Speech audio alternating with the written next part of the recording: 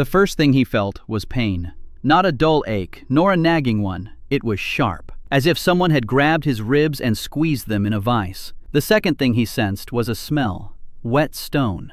Sulfur. The sweat of dozens of bodies in a confined space. The third thing he sensed was movement. His body was shaking. Not on its own. A cage. He was in a cage. It was going down. He opened his eyes and saw darkness, then the dim light of an oil lamp, then faces, many faces, dirty, thin, dead while still alive. He looked at his hands and didn't recognize them. Small, slender, fingers curled like a chick's, nails broken down to the flesh. They were a child's hands. He was 34 years old. He was David Shaw, a mining engineer, 10 years in the mines of Chile and the Congo. He remembered the collapse. He remembered the sound. He remembered the 2 seconds it took to realize that a metric ton of shale was falling on his head. And now here he was, in the body of a 12-year-old boy, in a cage that was going down. The air was thick. David started counting on autopilot. 6% carbon dioxide, methane on the verge of detonation, 0 ventilation. In Chile, they would have evacuated him with readings like these. Here, people were sent down into this voluntarily. Although, no, not voluntarily. He looked at his shoulder. A brand, burned in, number 7-114. A bearded man with hands like shovels stood nearby. He leaned toward him and barked at the kid not to dare to cry. David didn't cry. David was counting the levels. The cage jolted and came to a stop. The grate clanged. Light hit his eyes. Not daylight, red, torchlight. They had arrived. Mine number 7, Blackthroat. They were shoved out of the cage like cattle. 23 people, 4 children. He was the smallest. The bearded man led the way. Behind him were 2 men in leather aprons with clubs strapped to their belts. Overseers. The tunnel was low, about 2. Support beams stood every 4 steps. David looked at them and cursed under his breath. The logs were damp. Half of them had cracks running along the grain. In a normal mine, they'd only put up supports like that if they wanted to kill everyone inside. Here, it was the norm. They were led into a barracks. It was hard to even call it a barracks. A cavity hewn out of the rock, 20 by 10 meters. 3 tiers of bunks, straw on stone, the stench of urine and rot. David had seen labor camps in the Congo. It was better there, much better. A man with a yellow leather clipboard stood at the entrance, skinny, eyes like a rat's. He looked at every newcomer and scribbled something in a ledger. When it was Kai's turn, he lingered on him with his gaze. He looked at the brand. He looked at his body. He snorted. And he wrote something down with a pencil. Not a pen. A pencil. David knew what that meant. A pencil can be erased. This man had already crossed him off the list of the living. It was just a matter of time before the formality took effect. His name was Orrin Pix, the overseer, the master of Blackthroat at the level of rats and cockroaches. Above him stood the house of Valmore. Above the Valmores stood the king. But down here, Pix was a god. A small one, sweaty, with rat-like eyes, but a god nonetheless. The first hour passed in anticipation.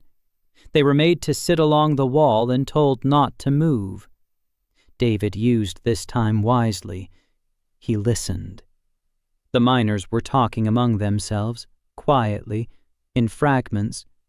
He gathered information just as he had once collected rock samples. Bit by bit, crew number 4, 22 men. 7 of them will survive to the end of the season. This isn't pessimism, it's statistics. Foreman Garrick, nicknamed the Fist, a former soldier. He beat up new recruits as a preventive measure. He believed that pain was the only language slaves understood. The production quota was 180 pounds of eorite per season. A season lasted 40 days. The crew had 12 pounds to their credit. 39 days remained until the vein was inspected. If the crew failed to meet the quota, they would be sent down to the deep level, 900 meters. No one ever returned from there. David did the math in his head. 168 pounds in 39 days, 4 3/10 pounds a day. At their current rate, the crew was producing 0.3 pounds. A 14-fold difference. He would have laughed if this body were capable of laughter. Instead, he closed his eyes and began to think. He knew how to think. It was the only thing he had left from his past life. His brain,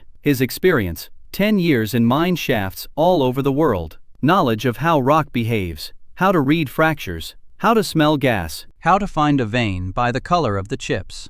His body was that of a 12-year-old slave, but his mind was that of an engineer who had seen every type of rock, from granite to lithium pegmatite. And that mind told him one thing: the mine is not the enemy. The mine is a tool. You just have to figure out how to use it. Garrick walked into the barracks 2 hours later, broad-shouldered, bald, a scar across his left eyebrow, hands like a blacksmith's. He walked past the line of new recruits and stopped in front of Kai. He looked down at him and struck him with an open palm across the face. Just like that, as an introduction. His head jerked back, his mouth tasted salty. David, inside that body, didn't flinch. He'd seen worse. He'd seen a foreman in the Congo shoot a man for sitting down to rest without permission. A slap was nothing. Garrick waited for a reaction, tears, a scream, a plea. Kai raised his head and looked him in the eye, silently, expressionless. Garrick frowned. This wasn't what he'd expected. He said that if the pup thought he was special, the mine would quickly knock that out of him. Then he turned away and began assigning tasks. Kai was assigned to work front number 6. Far away, narrow. 2 men had suffocated there yesterday. Their bodies hadn't been recovered yet. The logic was simple. The boy was small. He'd fit through. If he suffocated, it wouldn't be much of a loss. They'll erase the pencil mark. They'll write a new name. David looked at the entrance to working face number 6. A narrow crevice in the rock. 1 meter by half a meter. A damp, slightly sweet smell wafted from the crevice. He knew that smell. Methane. Not a critical concentration, but close. He got down on his knees and crawled inside. The rock was wet. The walls pressed in on both sides. After 10 meters, the tunnel widened. He was able to get up on all fours. The light from his flashlight illuminated the wall ahead. Dark, shiny, layered. David stopped. He recognized this rock. Anthracite, the highest grade of coal. In his old world, it was just coal. Here, it could be anything. He reached out and touched the wall with his bare finger, and the world changed. A panel flashed before his eyes. Letters, the Latin alphabet, as if someone had deliberately chosen a font he could read. Rock type, anthracite, hardness 2.5 on the Mohs scale. Age, 200 million years. Property. Light absorption, gift, night vision, activated by touch. Duration, permanent. Cost, increased calorie consumption, plus 40% of the base requirement. David froze. His heart, in that small body, was pounding like a jackhammer. System. It was a system. Just like in those stories he'd never read but had heard about from his younger brother. Gain panel. Skills. Stats. Only this was real. He felt the stone beneath his fingers grow warm. He felt something trickle up his arm, over his shoulder, into his eyes. The darkness around him began to recede. The gray walls came into sharp focus. Every crack, every layer, every crystal in the rock, he could see in the dark. Not dimly, not like a cat. Like an engineer with night vision goggles. Contours, textures, depth. The panel flashed. Skill acquired. Night vision. Anthracite. Level 1. David exhaled slowly. Then he inhaled slowly. Then he said aloud, quietly, so that no one would hear, "All right, so, a mine." That was something he knew how to do. He turned off his flashlight. Darkness didn't fall. The world remained clear, gray, detailed. And in this gray world, he saw something he wouldn't have seen with the flashlight on. A vein. Thin, pale blue. It ran along the left wall and led downward. Eherit. He hadn't known that word an hour ago. Now the panel was telling him. Eherit. Crystalline manna. Hardness 4. Critical value.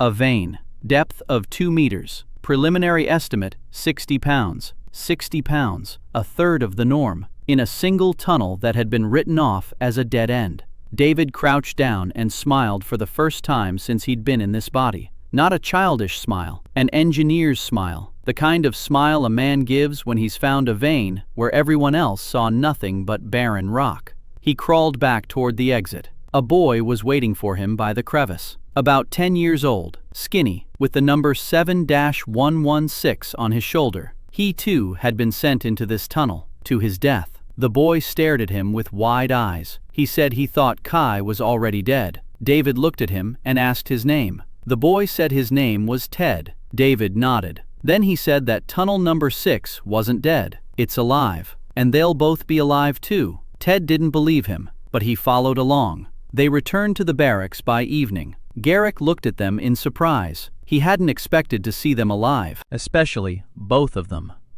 Kai stood in front of him and said there was a vein in work face 6. Garrick said that work front 6 was dead and had been mined out 2 months ago. Kai said that the vein went 2 meters deep and contained about 60 pounds of eherite. Garrick stared at him in silence for 5 seconds. Then he said that if the kid was lying, he'd personally smash him into the wall. Kai shrugged and said that the rock doesn't lie. That evening they were given a ration, a bowl of slop, gray, warm. It tasted like a boiled rag. David ate every last drop. His body demanded calories. Night vision devoured energy, an extra 40% on top of his basic needs. On such rations, he'd last maybe a month before his body started eating itself. He had to figure out the food situation, but that could wait. Right now, something else mattered. He lay on his back, staring at the ceiling. Gray, sharp. Every crack was visible. 20 people were snoring nearby. Water was dripping somewhere.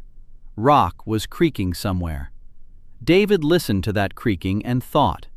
40 days, 168 pounds, 22 men, half of whom were already broken, a foreman who beat instead of thinking, an overseer who had already written him off, and the system, strange, impossible, real. He placed his palm on the wall behind the bunks. The panel flashed. Rock, limestone, hardness 3, property, none, gift, none, empty stone. Not every stone yielded a gift, that much was clear. He had to search, feel his way, try, just like in real geological exploration. Only instead of a drill, he had 10 fingers and a system that read the rock better than any spectrometer. He closed his eyes. His body ached, everywhere, from head to toe. He was 12 years old and had spent the day down in the mine. He was 34 years old, and he had died yesterday. These two sides of his mind hadn't yet learned to coexist. David the engineer wanted to draw up a plan, calculate resources, optimize the process. Kai the child wanted someone to tell him that everything would be all right. No one would say it, so he'd have to do it himself. He rolled onto his side. Ted was lying on the bunk next to him. He wasn't asleep. He was staring into the darkness. David told him quietly to go to sleep. Tomorrow would be a long day.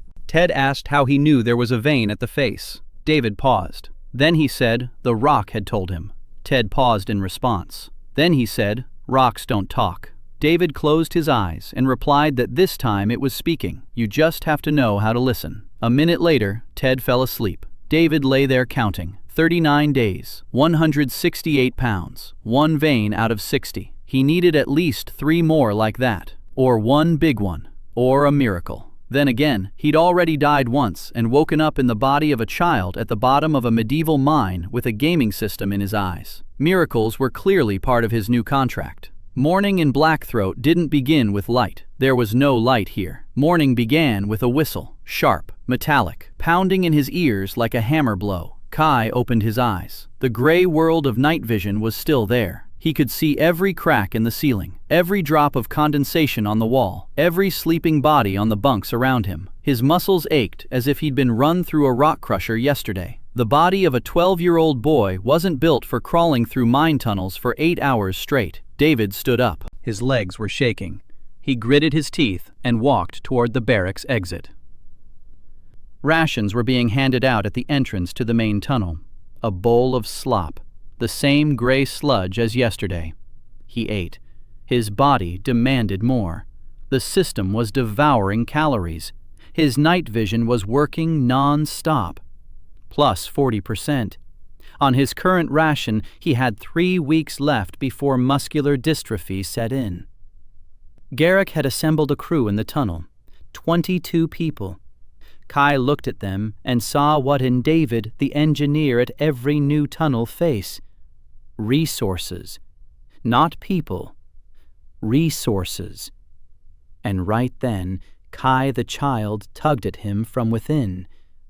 These are people, not resources. David mentally brushed the thought aside and continued his assessment. 7 men of working age, 2 of them were coughing. Black lungs. They had 2 months left at most. 4 teenagers between 14 and 16, skinny but wiry. They could work. 4 children, including himself and Ted, useless for heavy labor, useful in narrow tunnels. 3 old men. 1 of them could barely stand. 2 women. One was large and gloomy. The other was young, with a dirty face and eyes that watched everything. The rest were blurred, gray. Already broken, Garrick assigned the work, the main crew to the main working face. Kaya and Ted were in the 6th again, but this time, Garrick added a 3rd man, a kid about 15 years old. His name was Locke, tall, silent. His hands were covered in old scars from the pickaxe. Garrick said that if the kid hadn't been lying yesterday about the vein, then Locke would be doing the chopping. Kai would be showing the way. Ted would be hauling. They headed to workfront 6, a narrow crevice. Kai crawled in first. Ted followed him. Locke brought up the rear. In the darkness, Kai could see everything. Ted and Locke couldn't see a thing. Ted was carrying a lantern, an oil lamp, smoking, choking the already foul air. Kai stopped at the spot where he'd found the vein yesterday. He placed his palm on the wall. The panel flashed. Aherit. Depth, 1.5 meters. The vein had shifted overnight. And no, it hadn't shifted. He'd misjudged the direction yesterday. Now, with his night vision, he could see the rock structure more clearly. The vein didn't run straight, but at a 30-degree angle to the horizon. The entrance to the vein was a meter to the left. He showed Locke where to strike. Locke looked at the wall. He looked at Kai. He said the rock here was barren, and that he wasn't going to waste his pickaxe on limestone. Kai said that 1 meter below the limestone, the escherit began. Locke said that Kai wasn't a geologist or a mine surveyor, and that he shouldn't act like a know-it-all. David clenched his teeth inside. In Chile, he would have fired someone like that in a minute. Here, there was no way to fire him. He told Locke calmly that he could strike wherever he wanted, or he could strike where he was told to and see a blue crystal in an hour. The choice was his. Locke was silent for 10 seconds. Then he raised the pickaxe and struck the wall where Kai had indicated. The limestone crumbled to dust. Ted gathered the fragments into a bag. 40 minutes later, Locke stopped. The pickaxe clinked differently, not dull, but ringing. He tapped it 1 more time. The edge of a crystal peeked out from the wall, pale blue, blowing in the lantern light like a piece of frozen sky. Aherit. Locke stared at it. Then at Kay. Then back at the crystal. He said quietly that he should have listened earlier. Kay didn't answer. He was already moving further down the tunnel. His hand glided along the wall. The panel was flashing. Limestone, empty. Limestone, empty. Shale, Harbinger shale. He stopped. The panel showed something else. Rock type, Harbinger shale. Hardness 3. Property, seismic instability. Collapse indicator. Gift, collapse instinct. Activates on contact. Duration, constant. Cost, increased calorie consumption. Plus 20% of the base requirement. David froze. Plus 20 on top of the existing 40. Total, plus 60. At his current rate of consumption, this would reduce his supply to 2 weeks. Suicide, or salvation. Collapse sense. In a mine where collapses happen every week, where 2 men suffocated yesterday, where the walls creak every night, he pressed his palm tighter. Warmth rose up his arm. over his shoulder, to the back of his head. Visually, the world hadn't changed, but he could feel it. The wall was vibrating, barely perceptibly, as if it were alive, like the breath of a huge sleeping beast. The panel flashed. Skill acquired. Collapse sense. Shale harbinger. Level 1. He froze in place. He listened. The vibration was coming from everywhere. The walls, the ceiling, the floor. Every cubic meter of rock around him was now speaking. It's stable here. There's a crack here, but it's not dangerous. The pressure is building here. Here. He turned his head to the right. The pressure was building here. The ceiling 6 meters ahead in the tunnel. The crack ran from wall to wall, invisible from the outside, but he could feel it the way one feels a toothache. Dull, constant, and it was getting worse. He estimated 4 minutes, maybe 5. Then the ceiling would collapse. 20 metric tons of rock coming down. Kai turned around. Ted and Locke were in the tunnel behind him. Locke was chopping away at the e-kite. Ted was putting the pieces into a bag. Kai told them calmly that they needed to leave, right now. Locke looked up. He said they'd only just started and that the vein went on. Kai said that in 4 minutes the ceiling ahead would collapse and that if they didn't get out now, they'd be buried along with the vein. Locke looked up at the ceiling. It was clear. No cracks, no dust, not a single sign of danger. He said Kai had lost his mind. Kai said the rock was creaking. Locke said he couldn't hear a thing. Kai said he could hear it. And that was enough. Ted was already crawling toward the exit. The boy didn't believe the words. He believed what he saw in Kai's eyes. There was no fear in them. There was the confidence of a man who knows what a cave-in is and knows what happens afterward. Locke cursed. He dropped his pickaxe. He crawled after them. They made it out of work phase 6 and retreated 20 meters down the main tunnel. Kai counted. 3, 2, 1. The sound came from beneath the ground. A dull, heavy sound, like a giant fist striking the belly of the mountain. The walls shook. Dust rained down from the ceiling. A cloud of rock dust and trapped air burst out of the crack in Tunnel 6. Then silence. Locke sat on the floor, staring at the cloud of dust. His hands were shaking. Ted pressed himself against the wall. His eyes were as big as fists. Garrick came running from the main tunnel. 3 others followed him. He looked at the cloud of dust. He looked at Kai. He looked at Locke and Ted. He asked what had happened.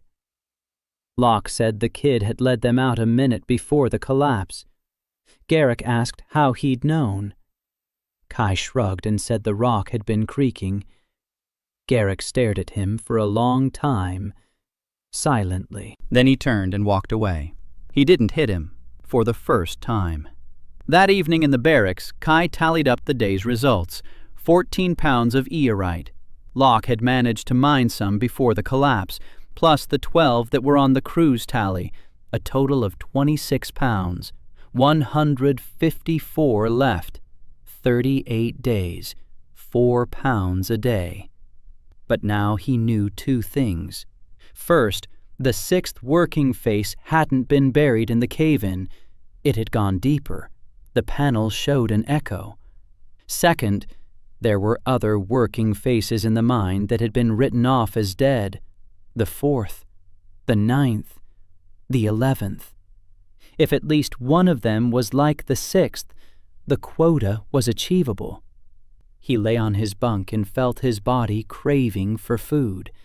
1 bowl of slop for 60% increased consumption. The math didn't add up.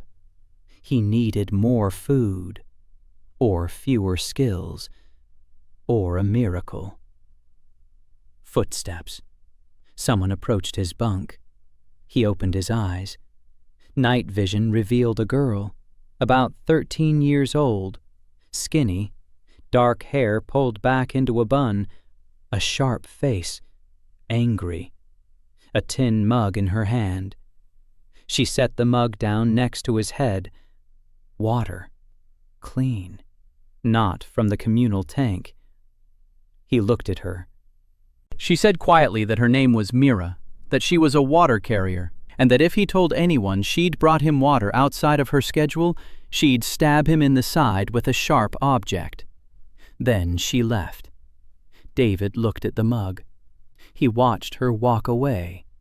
For the first time in 2 days, the child inside him felt something other than pain and calculations. Something warm. Something small. Something like the feeling that someone actually cared. David the engineer told himself that it was just water. The child inside him replied that it wasn't. It wasn't just that. He drank the water. He lay back down. And for the first time in this body, he fell asleep not from exhaustion, but from something resembling peace. 38 days, 154 pounds, 22 people, 1 system, and a girl with a knife who brings water to those she deems worthy. On the 3rd day, Garrick did something he'd never done before. He asked Kai where to send the crew. Not in front of everyone, off to the side, at the entrance to the main tunnel. His voice was quiet and angry, like that of a man who hates what he's doing, but does it because he has no choice. Kai said he needed an hour in the 4th working face, alone, without a pickaxe, just to walk through and touch the walls. Garrick looked at him as if he were crazy. Then he nodded. Kai headed to the 4th working face, a narrow tunnel, long, 40 meters from the entrance to the dead end. The walls were smooth, worked. They'd been mining here a long time ago, and they'd mined right down to the bone. Not a single piece of eckerite in sight. Officially, the tunnel was abandoned. Kai walked, touching the wall every 2 steps. His right hand glided over the rock. The panel flashed. Limestone, empty. Granite, empty. Limestone, empty. Quartz, empty. At the 20-meter mark, the panel showed something different. Rock type, iron ore, magnetite, hardness 6, property, high density, magnetic anomalies, gift, grip, triples hand grip strength, duration, constant, cost, plus 15% of base requirement. Kai withdrew his hand. 15 on top of 60, total, 75. At his current rate of mining, that would kill him in 10 days. He couldn't afford that. Not yet, but he memorized the spot. Iron ore, grip, so he could hold a pickaxe with his 12-year-old hands without pain. For Jay. No, he didn't know who Jay was yet. Whoever, someone who would need it more. He kept going. At the 30-meter mark, the floor changed. David felt it through the soles of his feet. Not a premonition of a collapse, but through experience. The rock beneath his feet became porous, soft. He got down on his knees and placed his palm on the floor. The display flashed. Rock, tough. Volcanic 2. Hardness 2. Property, porosity, air permeability. Gift, strong lungs, 40% increase in lung capacity. Filtration of harmful impurities. Duration, permanent. Cost, plus 25% of the base requirement. David closed his eyes. Strong lungs. In a mine where people die of black lung, where the air is poison, where 2 men suffocated the day before yesterday at the face where he'd been sent. Plus 25%. Total consumption will be 100%, double the calorie allowance, on just 1 bowl of slop a day. Impossible. But he looked at the panel again. Filtration of harmful impurities. That meant methane would no longer be a problem. Carbon monoxide would no longer be a problem. Sulfur emissions would no longer be a problem. He'll be able to go where others can't. He'll be able to work in poisoned mine faces. He'd be able to find veins that no one had found because no one had survived long enough to reach the wall. He pressed his palm against the floor. Warmth flowed upward, through his legs, through his stomach, into his chest. He took a breath. For the first time in 3 days, he took a deep breath. The air was the same, dirty, heavy, but his lungs took from it everything they needed and filtered out the rest. The panel flashed. Skill acquired. Strong lungs. Tough.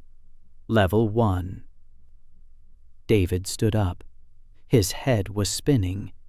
3 skills, 3 constant sources of consumption, 100% above normal. He needed to eat twice as much. He had 1 bowl of slop. He did the math.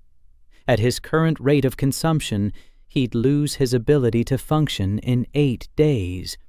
He'd lose consciousness in 12. He'd die in 16. Unless he found more food. He headed back. At the 20-meter mark, he recalled the location of the iron ore. At the 10-meter mark, he stopped. His hand touched the wall instinctively. The panel flashed. Rock. Limestone. Property. No. Gift. No. But at the bottom, in small print, organic inclusions, shell remnants, calcium, phosphorus, magnesium. David stared at the panel. Shell fragments, calcium, phosphorus. This isn't a gift. These are minerals, essential for the body, especially for a growing body, especially for a body that's devouring itself. He scraped the wall with his fingernail. A piece of limestone the size of a fingernail fell off. He looked at it, put it in his mouth, chewed it. It crunched. It tasted like chalk. Calcium entered his bloodstream. Not a skill, just food. Stone food for a stone body. He laughed, quiet. In the darkness of the empty tunnel face, David Shaw's laughter coming from Kay's throat. A geologist eats rocks. Makes sense. He filled his pockets with pieces of limestone. It won't solve the problem, but it will slow the loss of calcium and phosphorus. It will buy him time. Maybe 5 extra days. Maybe 10. He left the 4th tunnel and headed for the barracks.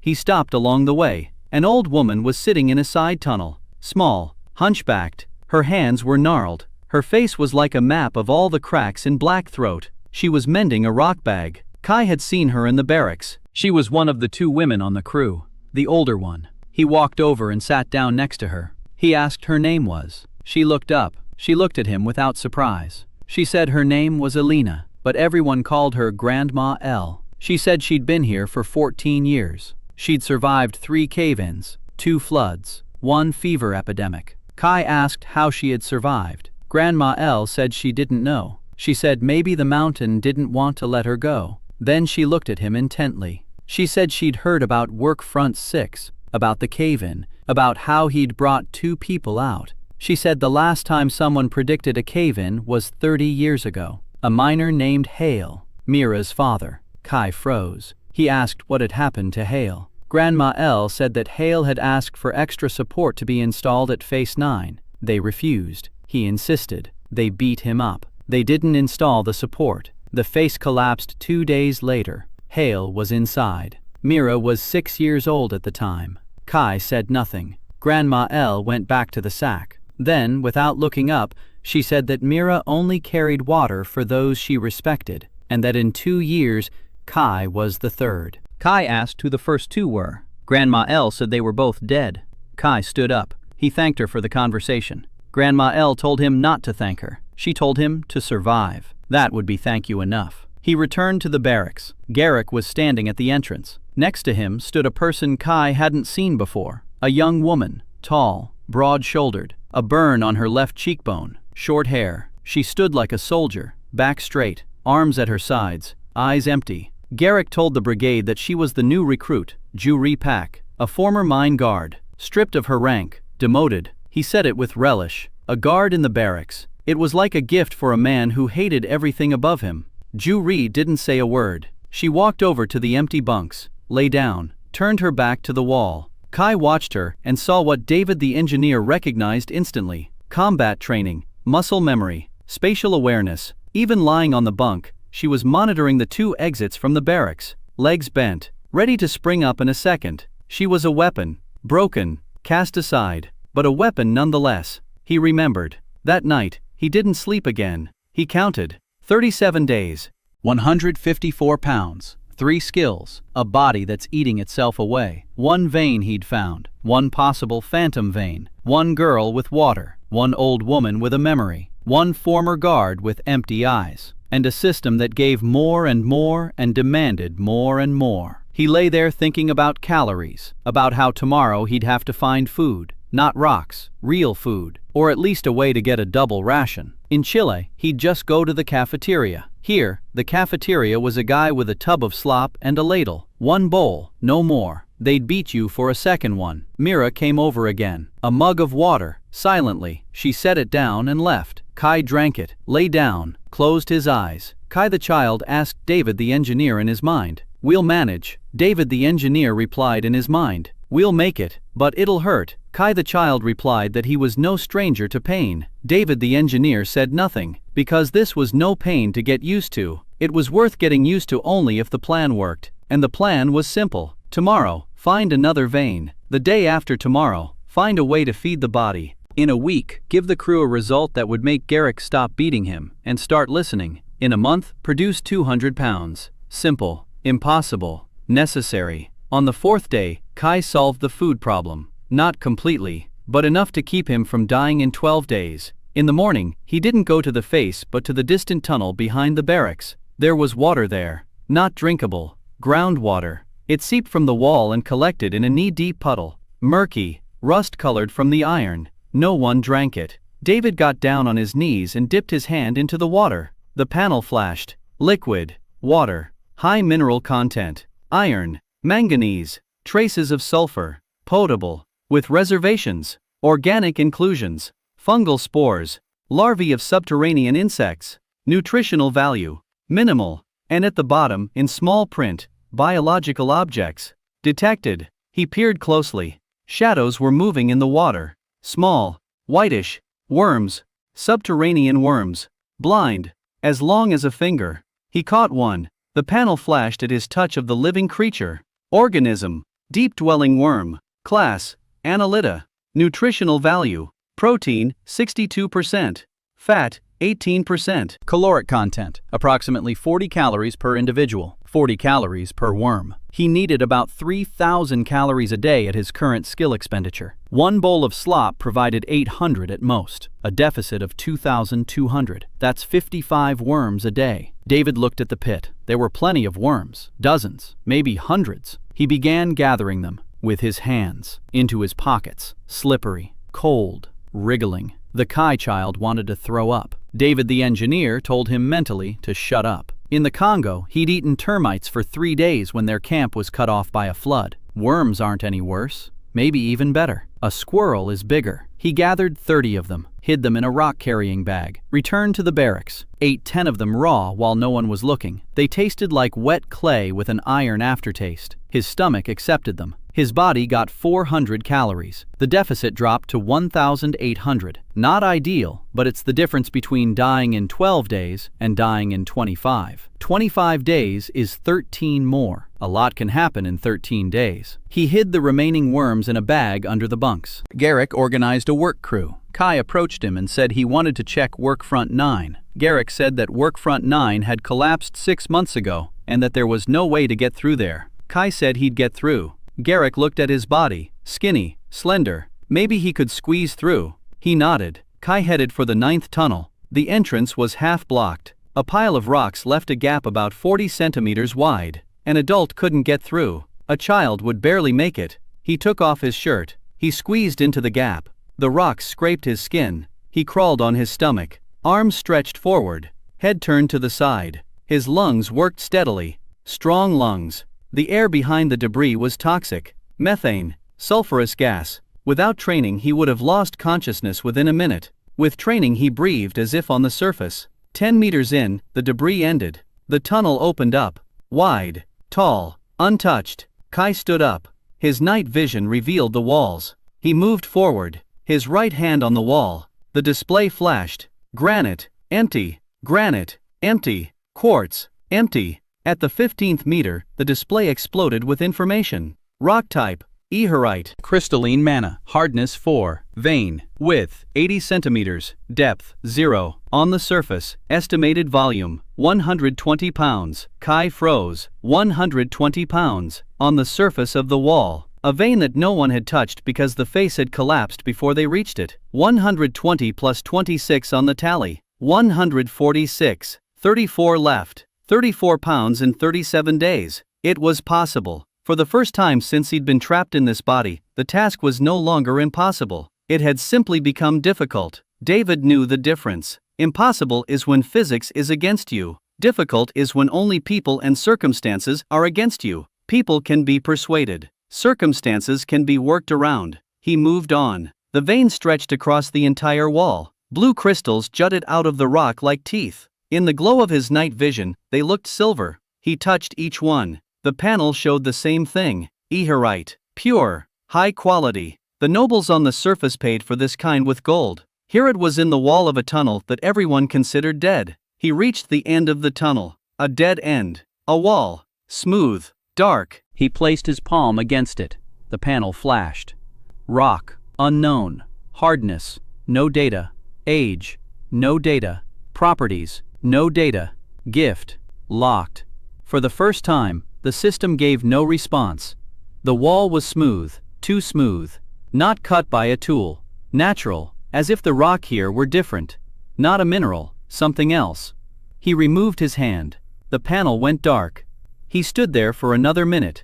Then he turned around and headed back. That could wait. Right now, the vein was the priority. 120 pounds.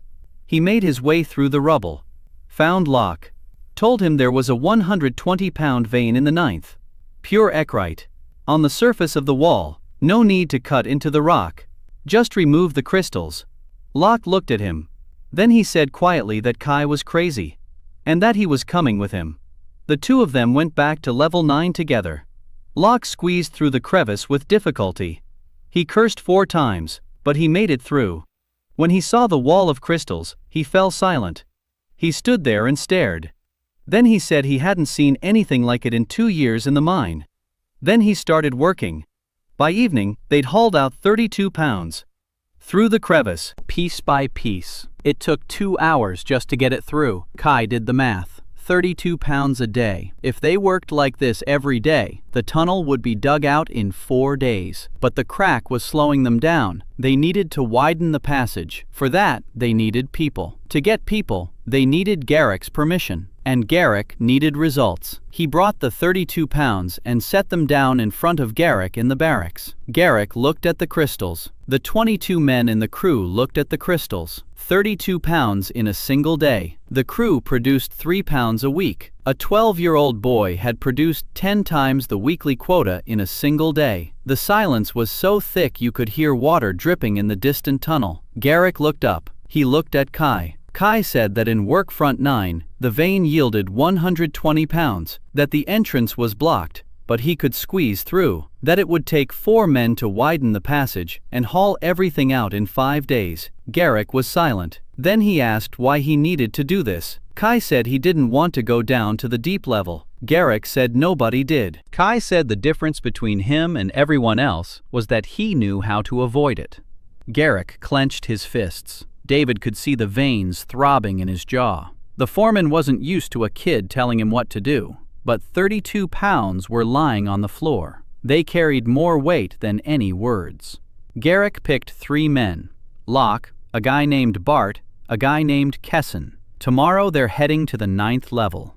Kai nodded. He lay down on the bunk. Mira came in with water. 2 mugs this time. He looked at her. She said the second one was for Ted. Ted was sick. He was coughing. Kai asked what was wrong with him. Mira said the same thing as everyone else. Dust, gas, crappy air. In a week, he'd be coughing up blood. In a month, he'll stop coughing because he'll stop breathing. Kai lay there staring at the ceiling. Ted. 10 years. Room 7-116. He followed him into Workfront 6 without asking any questions. He believed him when no one else did. Now he's coughing. The child inside Kai wanted to go to him, to sit next to him, to tell him everything would be all right. David, the engineer, thought about the tuff in the 4th tunnel. Strong lungs, filtration of harmful impurities, a skill he'd activated for himself. The panel indicated a transfer. He'd seen it on the first day. Transfer, blocked, requires 50 favor points. He couldn't transfer the skill. Not yet. But he could lead Ted to the tuff. If the boy touched the stone himself, in its natural deposit, maybe. No, the system had activated only for him. He was the only one who saw the panel. Ted would touch the stone and get nothing, because Ted didn't have the rock catalog. Kai lay there and felt anger for the first time. Not David the engineer, Kai the child. Anger at the system that gave him power but wouldn't let him share it. Anger at the mind that killed 10-year-old boys with dust. Anger at the world that considered this normal. He clenched his fists and stared at the ceiling without looking away. 36 days, 58 pounds on the account, 122 left. She lived on the 9th floor. Ted, who was coughing, the system that wouldn't let him share, and the darkness, which, for the first time, wasn't an enemy because he could see everything in it. On the 5th day, a healer came down into the mine. Kai heard about it from Mira. She came in the morning, not with water, but with news. She said they'd sent a novice from the Order of the Bright Stone from above, for a funeral service. Not for healing, for a funeral service. People died often enough in Blackthroat for the Order to send someone once a season. The novice was supposed to pray over the dying, give them their final light, and return to the surface with a clear conscience. Mira said this with such hatred in her voice that David shuddered inside. He asked why Mira was angry at the healer. Mira said it was because healers don't heal. They perform funeral rites. They come when it's already too late. They pray, they leave, and they write in their reports that the miners died in light and peace. That's a lie. No light, no peace, just dust and darkness. Kai nodded. He understood. The novice came down an hour later. Kai saw her in the main tunnel. Young, about 17, slender. Her hands were calloused, not from a pickaxe, but from prayer beads. Her face was pale. Her eyes were large and gray. She stood in the middle of the tunnel, looking around as if she were seeing hell for the first time. Maybe that was exactly what it was. Her name was Sun Hyun. Overseer Pix led her through the barracks. He showed her the patients. There were 11 of them. 3 were on their deathbeds. One of them was an old man, a man in his 60s. His lung was black, terminal stage. He lay on the bunk, breathing like a torn fur coat. Every inhalation was a wheeze, every exhalation a whistle. Ha-Yun knelt down beside him. She placed her hands on his chest. She closed her eyes. She began to pray. The words were in a language Kai didn't know, but he saw a light, dim, golden. It emanated from her hands, not bright, like the last ray before sunset. The old man was breathing a little easier, just a little. Not a cure, relief, temporary, for an hour, maybe 2. Then everything would return to the way it was, and he would die. David watched this and thought, strong lungs, his skill, filtration, volume increase. If only he could pass that on to the old man, even if just for a while. The panel in his head flickered. Transfer. Blocked. Requires 50 favor points. 50. He had 10 favor points from Mira, the rest were lower, combined. No, the system required 50 from a single person. He couldn't do that. Not yet. But he could do something else. He walked over to Ha-Yun, stood next to her. She looked up, looked at him. A 12-year-old boy, dirty, skinny, with a brand on his shoulder. He said he knew how to help the old man breathe, not through prayer, some other way. Ha-Yun asked how. Kai said there was a stone in the 4th tunnel, a special one. If he took a piece of that stone and placed it on the old man's chest, the stone would filter the air around him, not through the system, through the mineral's properties. Porous, tough, a natural filter. David knew this not from the system, but from experience. In Chile, the mines used porous minerals for rough filtration in emergency shelters. Not ideal, but better than nothing. Ha-Yun looked at him. She didn't believe it, but she could see that he did, and she could see that the old man was dying right now. She nodded. Kai went to the 4th working face. He found a piece of tuff the size of a fist. The panel flashed. He ignored it. Not a gift, just a rock. He came back. He placed the tuff on the old man's chest. He explained to Ha-Yun that the rock had to be replaced every 8 hours. It gets clogged with dust. A fresh one is needed. She nodded. The old man was breathing. The wheezing hadn't stopped, but it had grown quieter. Just a little quieter, maybe by 10%. That wouldn't be enough to save him, but it would be enough for him to live a few more days. Ha-Yun looked at the stone on the old man's chest, then at Kai.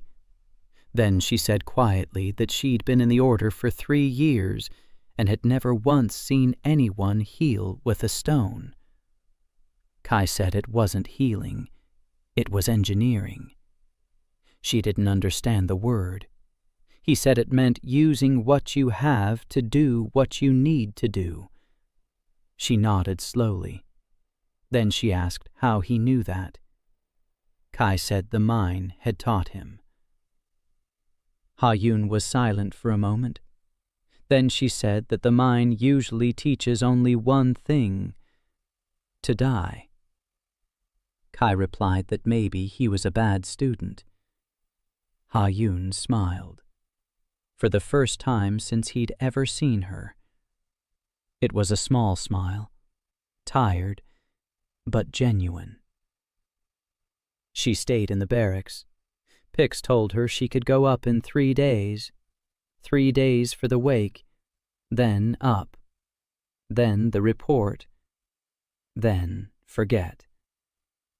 Ha-Yun nodded, but Kai saw her eyes. There was no acceptance in them. There was something else.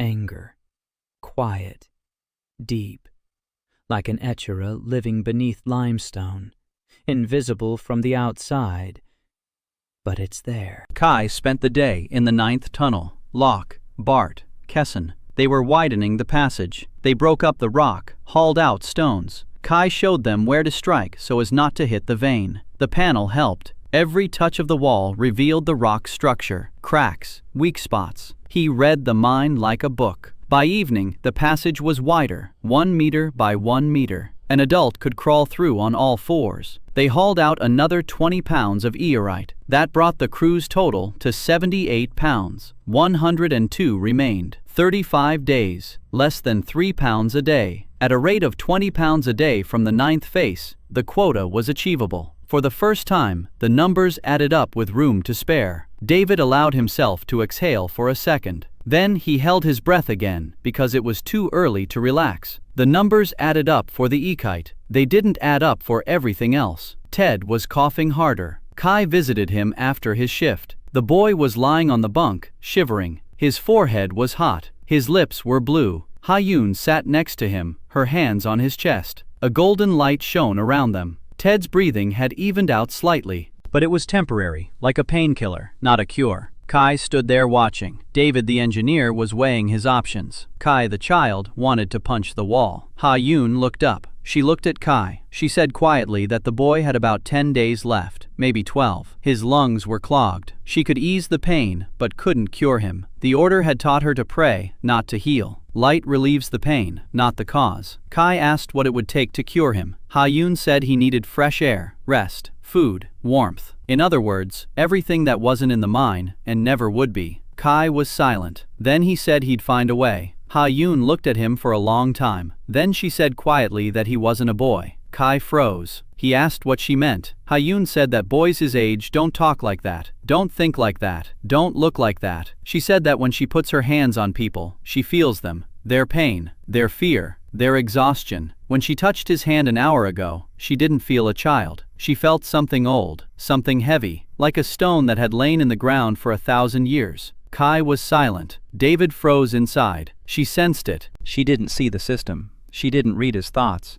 She sensed that the body and what was inside it didn't match. It was dangerous.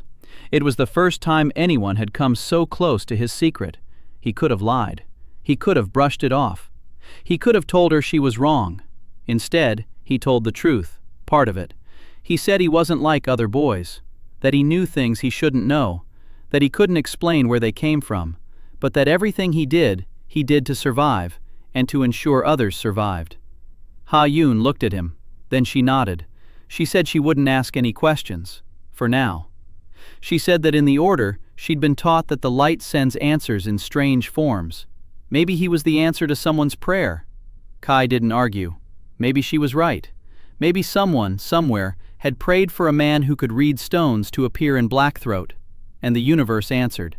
A dead engineer from Colorado in the body of a 12-year-old slave. The universe had a peculiar sense of humor. At night, he lay on his bunk and thought about Ted, about strong lungs, about the transmission. 50 points of favor, from one person. Mira was at 10. Ha-Yun might be at 15 after today's conversation. No one else came close to 20. He needed someone who would trust him enough for the system to unlock the transmission. It wasn't just a number. It was trust. Measured. Quantified. The system turned human relationships into numbers. David the engineer found this both repulsive and convenient at the same time. He rolled onto his side. In the darkness of the barracks, 20 people breathed the stale air. One of them was dying. A 10-year-old boy with the number 7-116. The one who believed him first. Kai clenched his fists. 35 days until the inspection. 10 days left for Ted. 102 pounds. 50 points of favor. 2 timers. One counted stones. The other counted breaths. And both were ticking. On the 6th day, Kai realized that one vein in the 9th tunnel wouldn't be enough. Not because of the Eorite, because of the people. Locke was working for 3 men, but his pickaxe was getting dull faster than the sharpener could keep up. Bart had strained his back on the 3rd sack and now walked hunched over. Kaysen worked steadily but slowly, like a machine idling. Without fire, without anger. Without a reason to try, Kai looked at them and saw what Dave in every mine. People without motivation work at 40% capacity. People who believe they'll die work at 20. People who believe they'll survive work at 110. Crew number 4 believed they'd die. Everyone except Locke. Locke saw the vein. Locke saw how Kai read the rock. Locke believed. The rest did not. Kai emerged from the 9th tunnel and walked to the barracks. The crew was sitting on the floor. Lunch. A bowl of slop. Gray sludge. 22 men chewed in silence.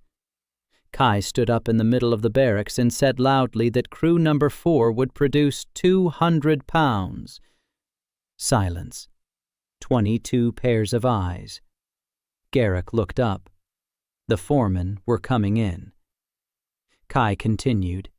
He said the crew's tally was 78 pounds, that the ninth face was yielding 120, that in 5 days, with proper work, they'd bring it all out, that the quota was 180, that they'd deliver 200. He said that everyone working on the haul-out would get an extra ration. Garrick stood up. He asked where the extra ration was coming from. His voice was quiet and dangerous. Kai replied that he'd found a source of protein in a distant tunnel, that it was worms, that they were 60% protein, that he'd been eating them for 5 days and hadn't gotten sick. The barracks fell even quieter. Then someone laughed. Then someone else. Then everyone was laughing. A 12-year-old boy stood in the middle of the barracks and offered people worms to eat. Kai waited. The laughter died down. He said they could laugh. They could choose not to eat. They could sit and wait until Inspector Valmorov sent everyone down to the deep level, 900 meters. No one comes back from there. Or they could eat the worms and live. Silence again, but a different kind. Not mocking, thoughtful. Grandma Elle stood up. She walked over to Kai. She held out her hand. He took a worm out of the bag. She took it. She looked at it. She put it in her mouth. She chewed it. She swallowed it. She said it tasted like wet clay, but that she'd eaten worse, and that during the third cave-in, they'd eaten rats for 2 weeks. Rats were worse. Mira was next. She took a worm. She didn't grimace. She chewed it. She looked at the crew. Locke took one without a word. Then Kesson. Then the man with the cough, whose name Kai didn't know. Then another. By evening, 16 out of 22 people had tried the worms. 6 refused.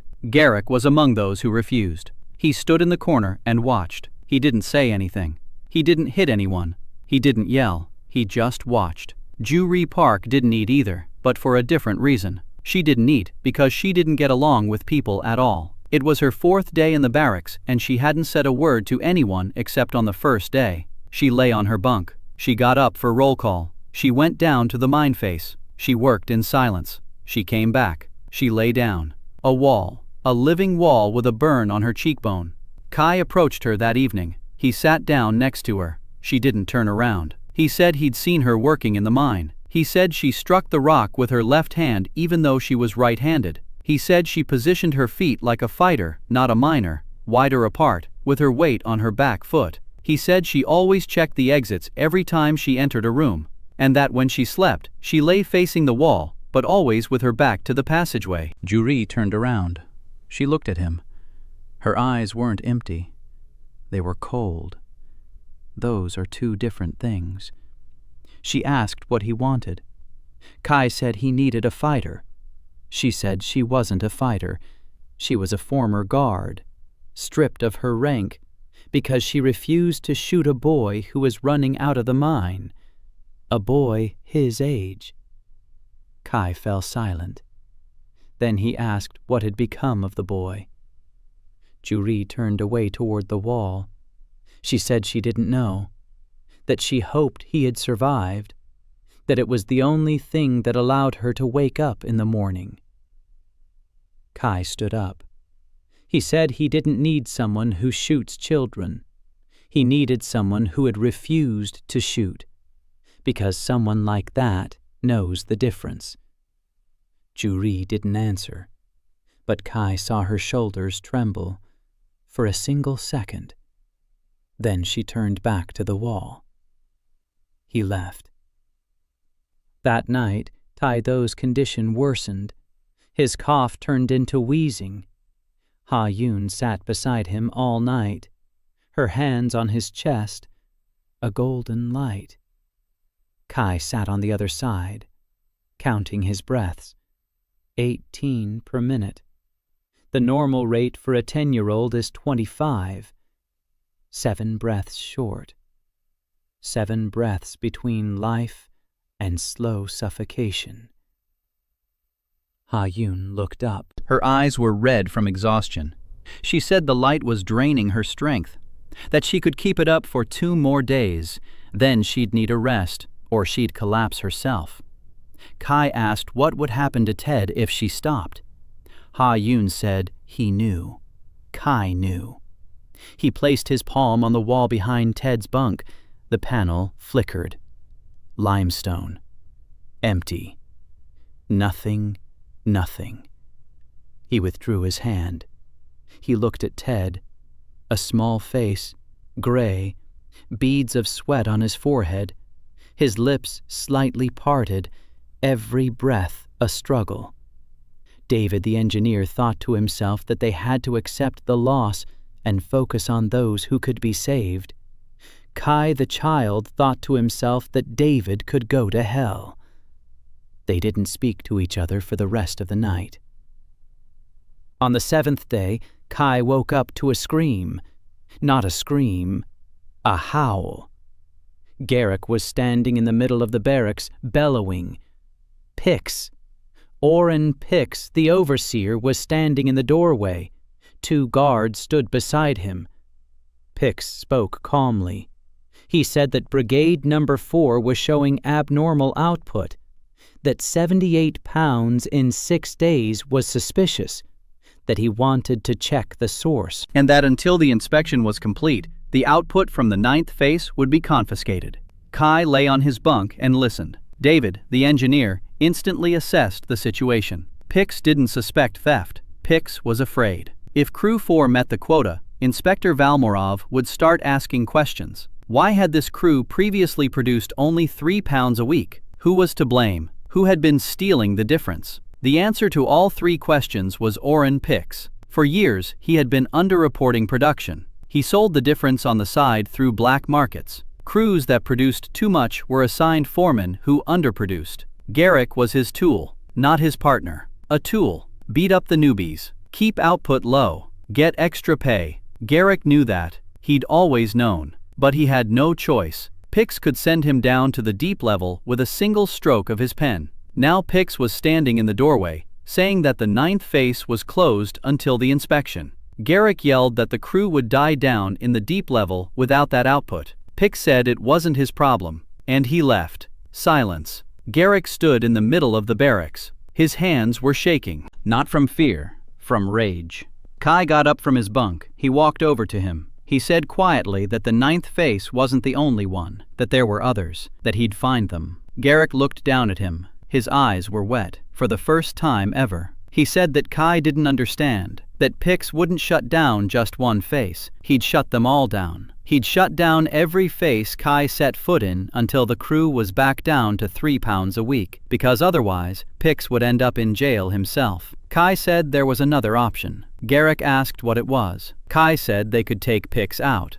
Garrick laughed. The sound was terrifying. He said Pix wasn't the kind of person you could just take out, that Valmore was behind him, that he had the paperwork, the seals, security. Kai said he didn't mean to kill him. He said he meant to prove that Pix was a thief, publicly, in front of the inspector, with evidence. Garrick fell silent. He looked at him. Then he said that Kai had no evidence. Kai said the evidence was in Pix's ledger, in that very yellow leather ledger that Pix carries with him. It contained the production figures for 3 years. There are discrepancies. It has everything they need. Garrick said the ledger was with Pix. Kai said he knew that, and that he needed Mira. Mira was standing in the corner, listening. When Kai said her name, she came over. He asked her quietly, did she know where Pix kept his things when he slept? Mira said she did. That Pix sleeps in a cubbyhole by the ventilation shaft, that he keeps the ledger under his mattress, that the key to the cubbyhole hangs around his neck, but that there's a second key, with her uncle's assistant. Kai asked which uncle's. Mira fell silent. Then she said that Pix was her uncle, not her biological uncle, her cousin, her mother's brother, the very one who had arranged for her to work as a water carrier so she wouldn't end up in the mine face. Kai processed this in silence. Mira stood before him and waited. There was no doubt in her eyes, only determination. She said that her uncle knew her father could be saved. He knew they needed extra support, and he didn't provide it, because support costs money. A miner doesn't. She said she'd get the ledger. Kai nodded. Mira left. Kai looked at Garrick. The foreman stood there, watching the girl who had just agreed to betray her only relative for the sake of a boy she'd known for 6 days.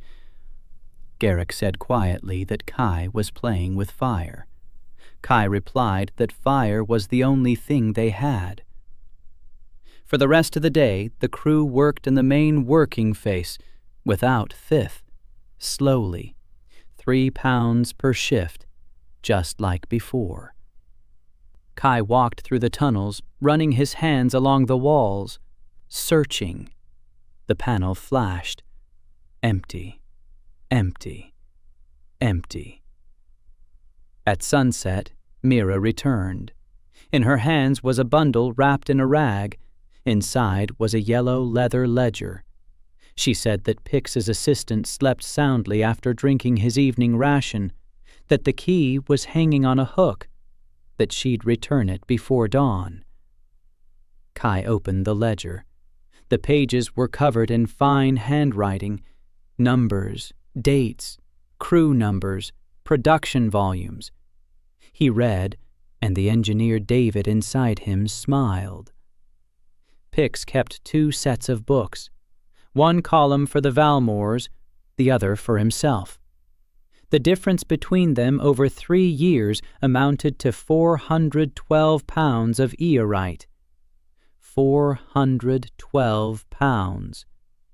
At market price, that enough to buy an estate. Pix had been stealing from his employers for 3 years, and he had recorded every stolen pound. David knew people like that, meticulous thieves, who can't help but keep track, who keep records of their own crimes because they don't trust their memory. It was perfect evidence. Kai memorized the key figures. He locked the ledger. He handed it to Mira. She went to return it. He lay on the bunk and drew up a plan. 33 days until the audit. The 9th face was closed by Pix. Current output was 3 pounds a day. At that rate, there would be 177 pounds by the audit. 3 pounds below the quota. Write-off. Deep level. Death. But if he got rid of Pix, if he showed the inspector the ledger, if he proved that Crew 4 could produce 30 pounds a day, then it wouldn't just be the quota. Then it would be a record. Then the questions wouldn't be directed at the crew but at the foreman. He had to wait for the inspector. 33 days, and not let Pix destroy the crew during that time.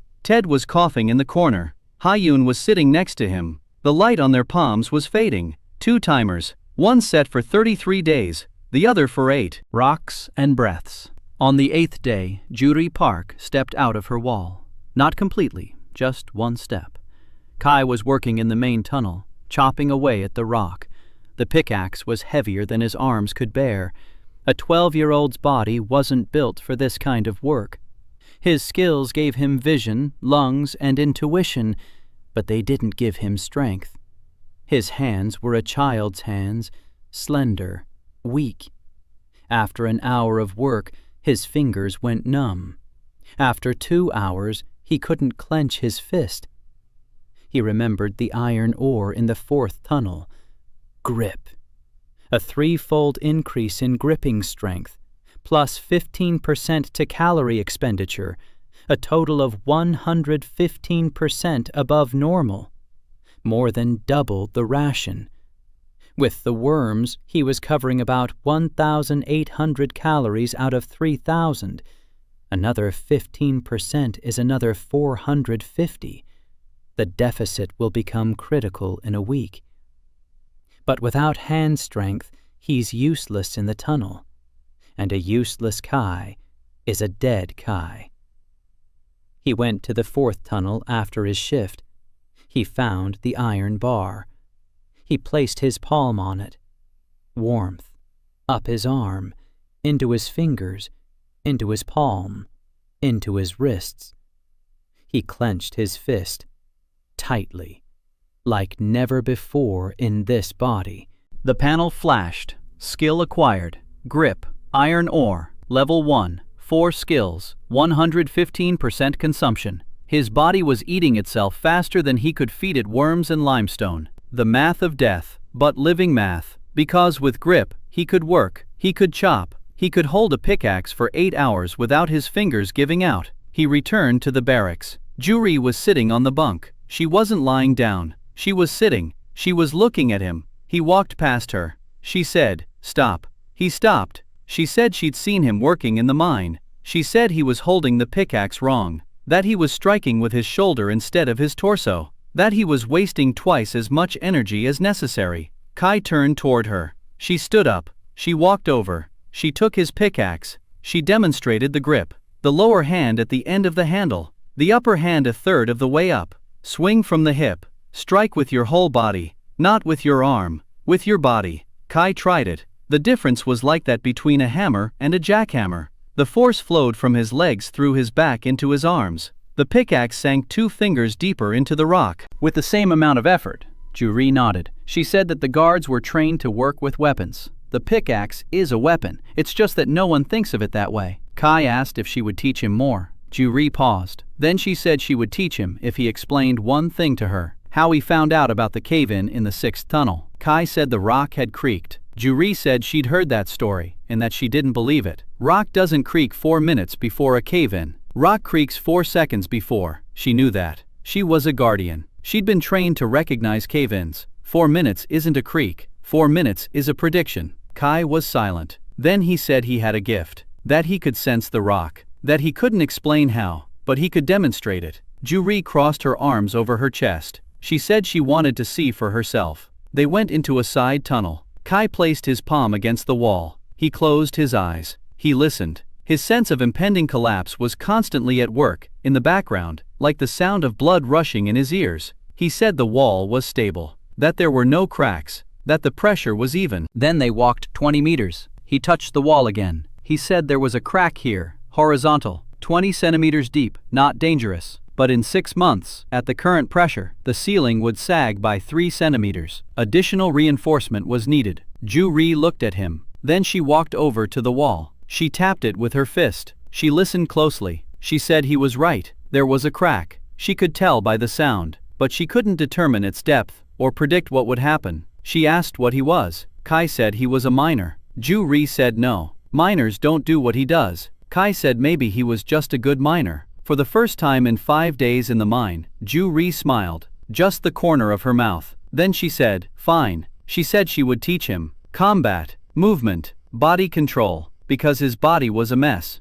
And if he was going to survive, he needed to squeeze every last % out of that body. Kai nodded. From that day on, Juri trained him every evening, 30 minutes after his shift. Stance, block, dodge, movement, no strikes. Strikes were pointless in a 12-year-old's body, but dodging and reading the opponent became the foundation. David, the engineer inside, noticed that the collapse instinct skill worked not only on stone. When Juri swung to strike, he sensed her intent, not in her body, in the space around her, as if the air were compressing before the strike, like rock before a collapse. A buildup of pressure, then a release.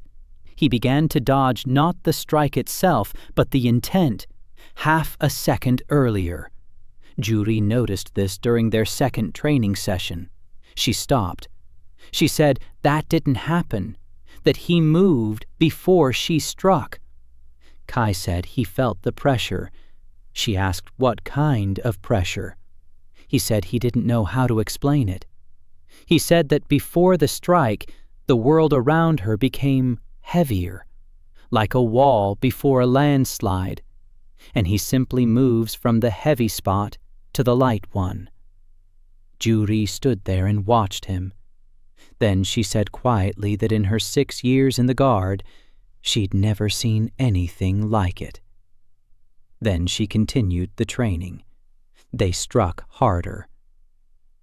On the 9th day, Ted's condition took a critical turn for the worse.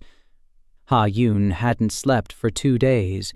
Her light had grown pale, almost invisible. She sat next to Ted and whispered prayers that didn't help. Kai came in after his shift. He sat down next to her. He looked at Ted. The boy was ashen. His lips were blue. His breathing rate was 14 breaths per minute. The normal rate was 25. He was dying.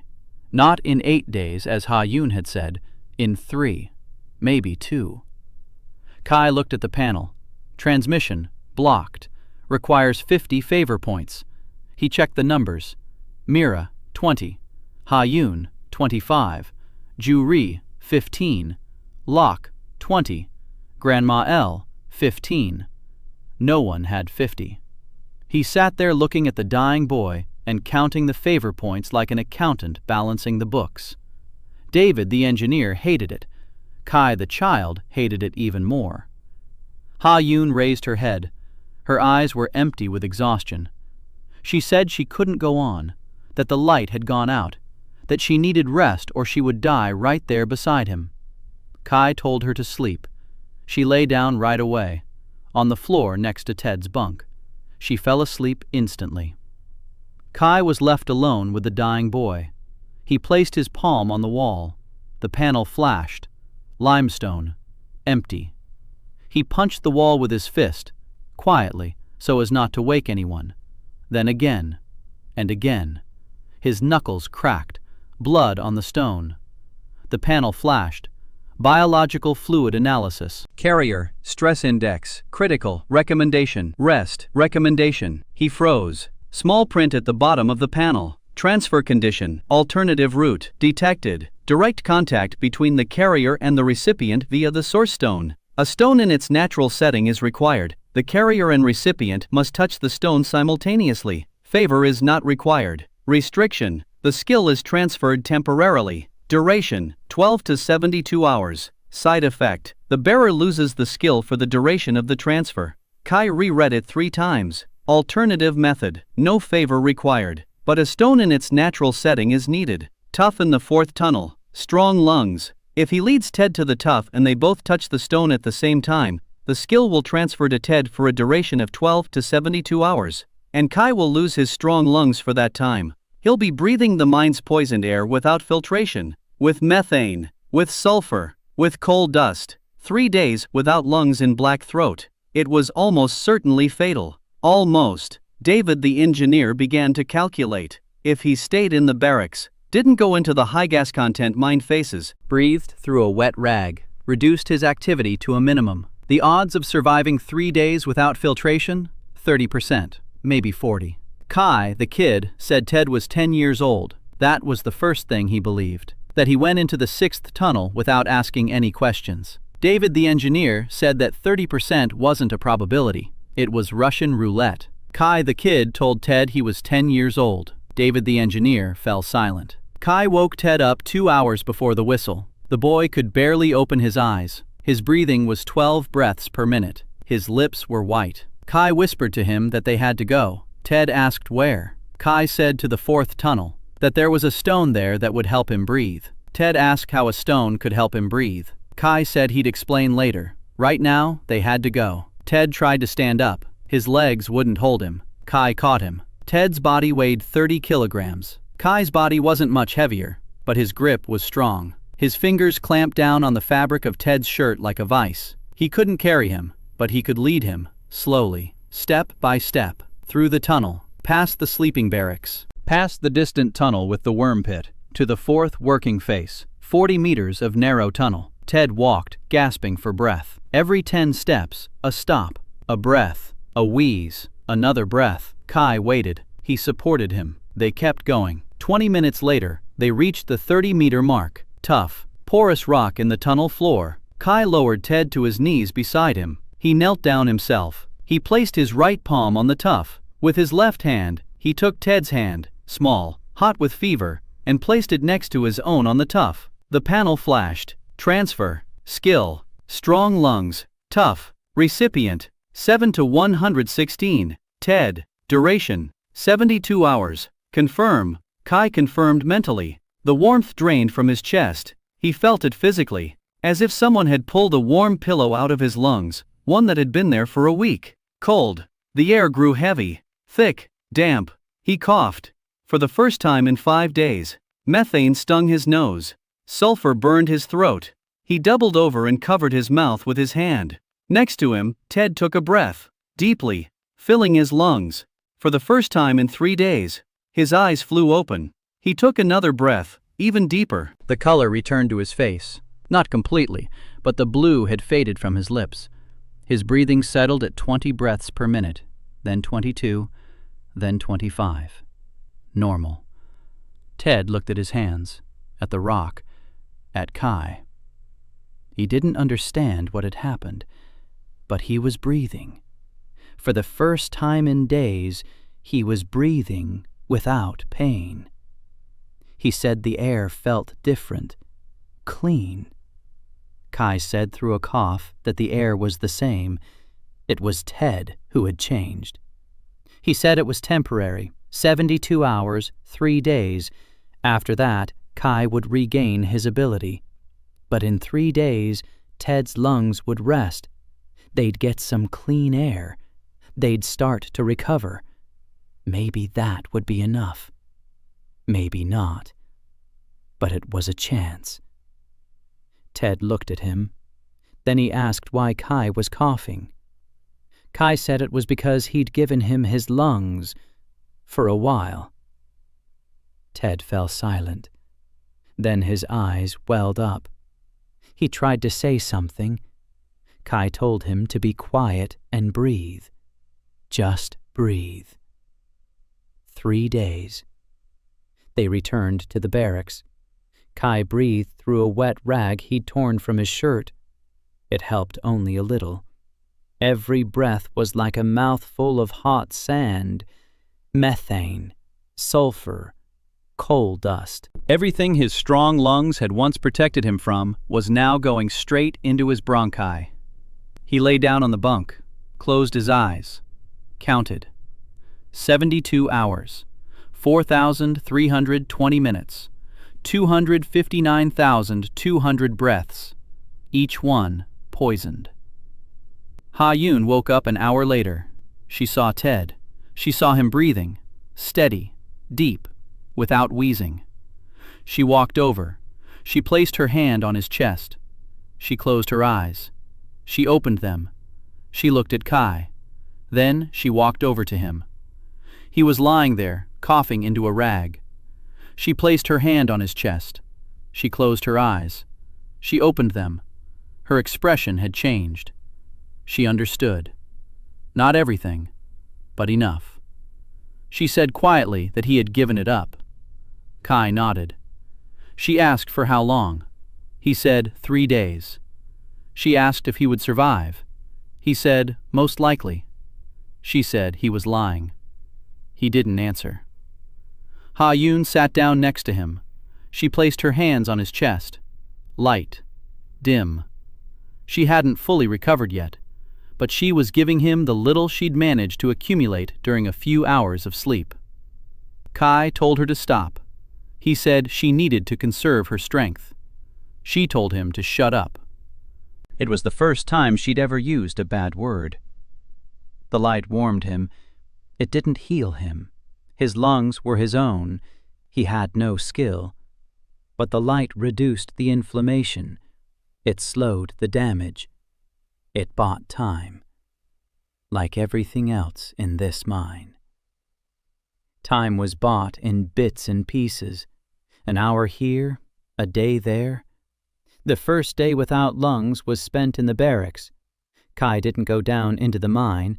He lay there, breathing through a rag, eating worms, drinking the water that Mira brought him every 2 hours. Garrick came over once, looked at him, asked what was wrong.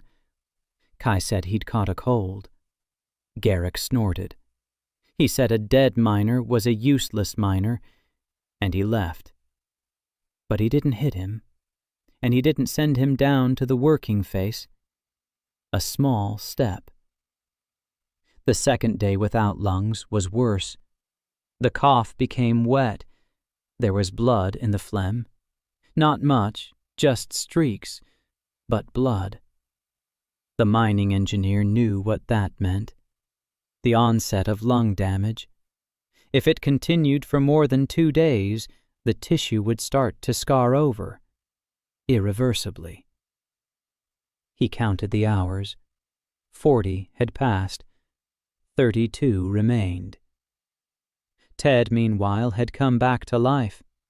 The boy was walking around the barracks. He was breathing deeply. He was helping Grandma Elle. He was carrying water with Mira. He was laughing for the first time in a week. Kai listened to his laughter and coughed into a rag. David the engineer said it was worth it. Kai, the child, said it certainly was. For the first time in a week, they agreed. On the third day, Kai woke up and realized he couldn't get up. His body had given out. His muscles wouldn't obey him. His lungs were burning. A fever, a high one. He lay there, staring at the ceiling with night vision, counting the cracks. 112 cracks in the ceiling above his bunk. He counted again. 113. One new one. It wasn't there yesterday. His instinct for collapses told him it wasn't dangerous. He laughed, lying on his deathbed and counting cracks in the ceiling. Occupational hazard. Hyun sat beside him all day, a light in her hands, faint but steady. She was praying, not the order's formulas, her own words. Kai heard snippets. She wasn't asking God. She was asking the rock, asking the mine, asking the earth around them, to let this boy go, to give him one more day. Kai thought that if the system were measuring Ha-Yun's favor toward him right now, the number would be high. Very high. On the evening of the third day, the warmth returned. He felt it rising from the center of his chest, slowly, like a dawn he hadn't seen in 2 months. His lungs expanded. The air became clean. F. The filtration system kicked in. The methane was gone. The sulfur was gone. The dust was gone. He breathed in, fully, deeply, and he cried. Not David. Kai. A 12-year-old boy cried because he could breathe. Quietly, into a straw pillow, so no one would hear. Ha-Yun heard him. She placed her hand on his head. She didn't say a word. She just kept her hand there. The panel flashed. Skill restored. Strong lungs. Tough. Level 1. And below. Favor. Sun Ha-Yun. 45. Kai closed his eyes. 45. 5 to unlock permanent transmission. 5 trust points. He'll earn them, not for the system's sake, for Ted's sake, for the next time someone needs lungs. The 12th day. 28 days until the inspection. The crew's tally stands at 89 pounds. The 9th face is still by Pix. A guard was on duty at the entrance around the clock. Kai worked in the main tunnel and contributed 4 pounds a day. Not 30, 4. Without the 9th tunnel, the crew was barely getting by. Garrick was in a dark mood. He didn't hit anyone, but he didn't talk either. He shut himself off like Ju-Ri did in the early days, only without the wall, with his fists.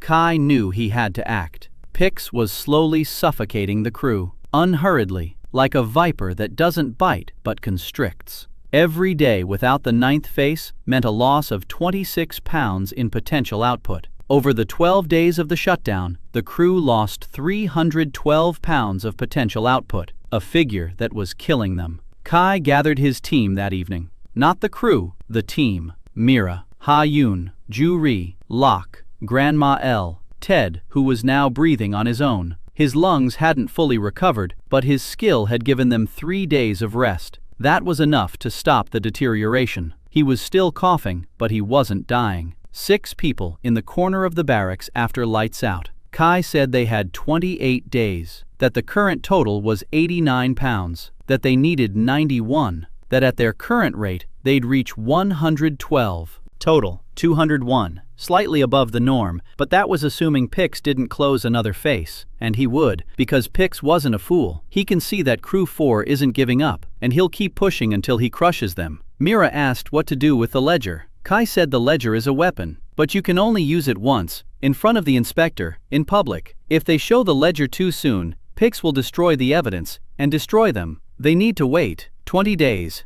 Ju-Ri asked how they could survive 28 days under Pix pressure. Kai said they needed a second vein, not in the 9th tunnel, somewhere else, somewhere Pix wouldn't think to look. Locke asked where. Kai said he didn't know, but that he'd find it. Grandma L looked up. She'd been silent throughout the conversation. Then she said one word, 11th. Everyone looked at her. She said that the 11th tunnel had been sealed off 30 years ago, not because of a cave-in, because of the sounds. The miners heard knocking at night, coming from behind the wall, as if someone were knocking from the inside. 3 of them were overcome by fear. They left and never returned. The foreman sealed off the entrance. He drew the sign of light on the stone. He said a mountain spirit lived there. No one had gone in since then. Kai asked where the entrance was. Grandma L described the way. The lower level, past the water collection basin. 3rd right turn. A stone wall with a sun painted on it. Kai said he'd go at night. Juri said she'd go with him. Mira said she would too. Ha Yun said she'd stay with Ted and the wounded, but she told them to be careful. Locke said he'd cover the entrance just in case. Grandma L told them not to anger the mountain spirit. Then she added that she didn't believe in the mountain spirit, but just in case. They set out at night. Kai led the way. Their night vision lit the way. Behind him was Mira, carrying a sharp weapon. Behind Mira was Juri. Silence. Footsteps. Drops of water. The creaking of rock. They descended to the lower level via steps carved into the stone. The air grew heavier, thicker. Their lungs filtered it. Mira and Juri breathed through rags. A catch basin. A pit 3 meters in diameter. Black water. The 3rd turned to the right. The tunnel narrowed. The ceiling dropped lower. Stone masonry. Rough. The stones were laid without mortar. A sun was painted in yellow on the central stone, the symbol of the Order of the Bright Stone. 30 years. The paint had faded, but not disappeared. Kai placed his palm on the masonry. His instinct for cave-ins told him there was a void behind the wall, a large one,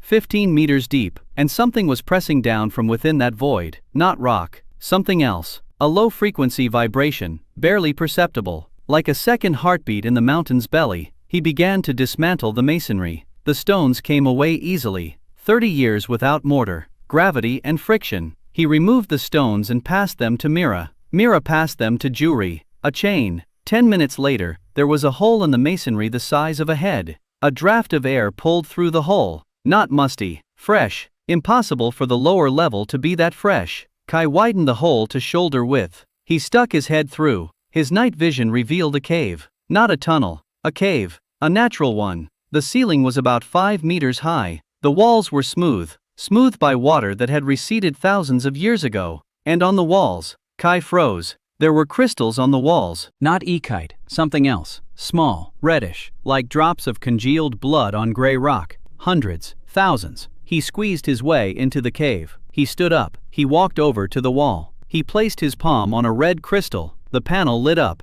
Rock, hematite, bloodstone, hardness 6. Age 3,000 years. Property, hemoglobin synthesis. Gift, blood of the mountain, blood regeneration, 4-fold acceleration of wound healing, restoration of damaged tissues. Duration, permanent. Cost, plus 30% of the base requirement. And below, in small print, warning, this skill interacts with the strong lungs skill. Resonance is possible. Kai withdrew his hand. He didn't activate it.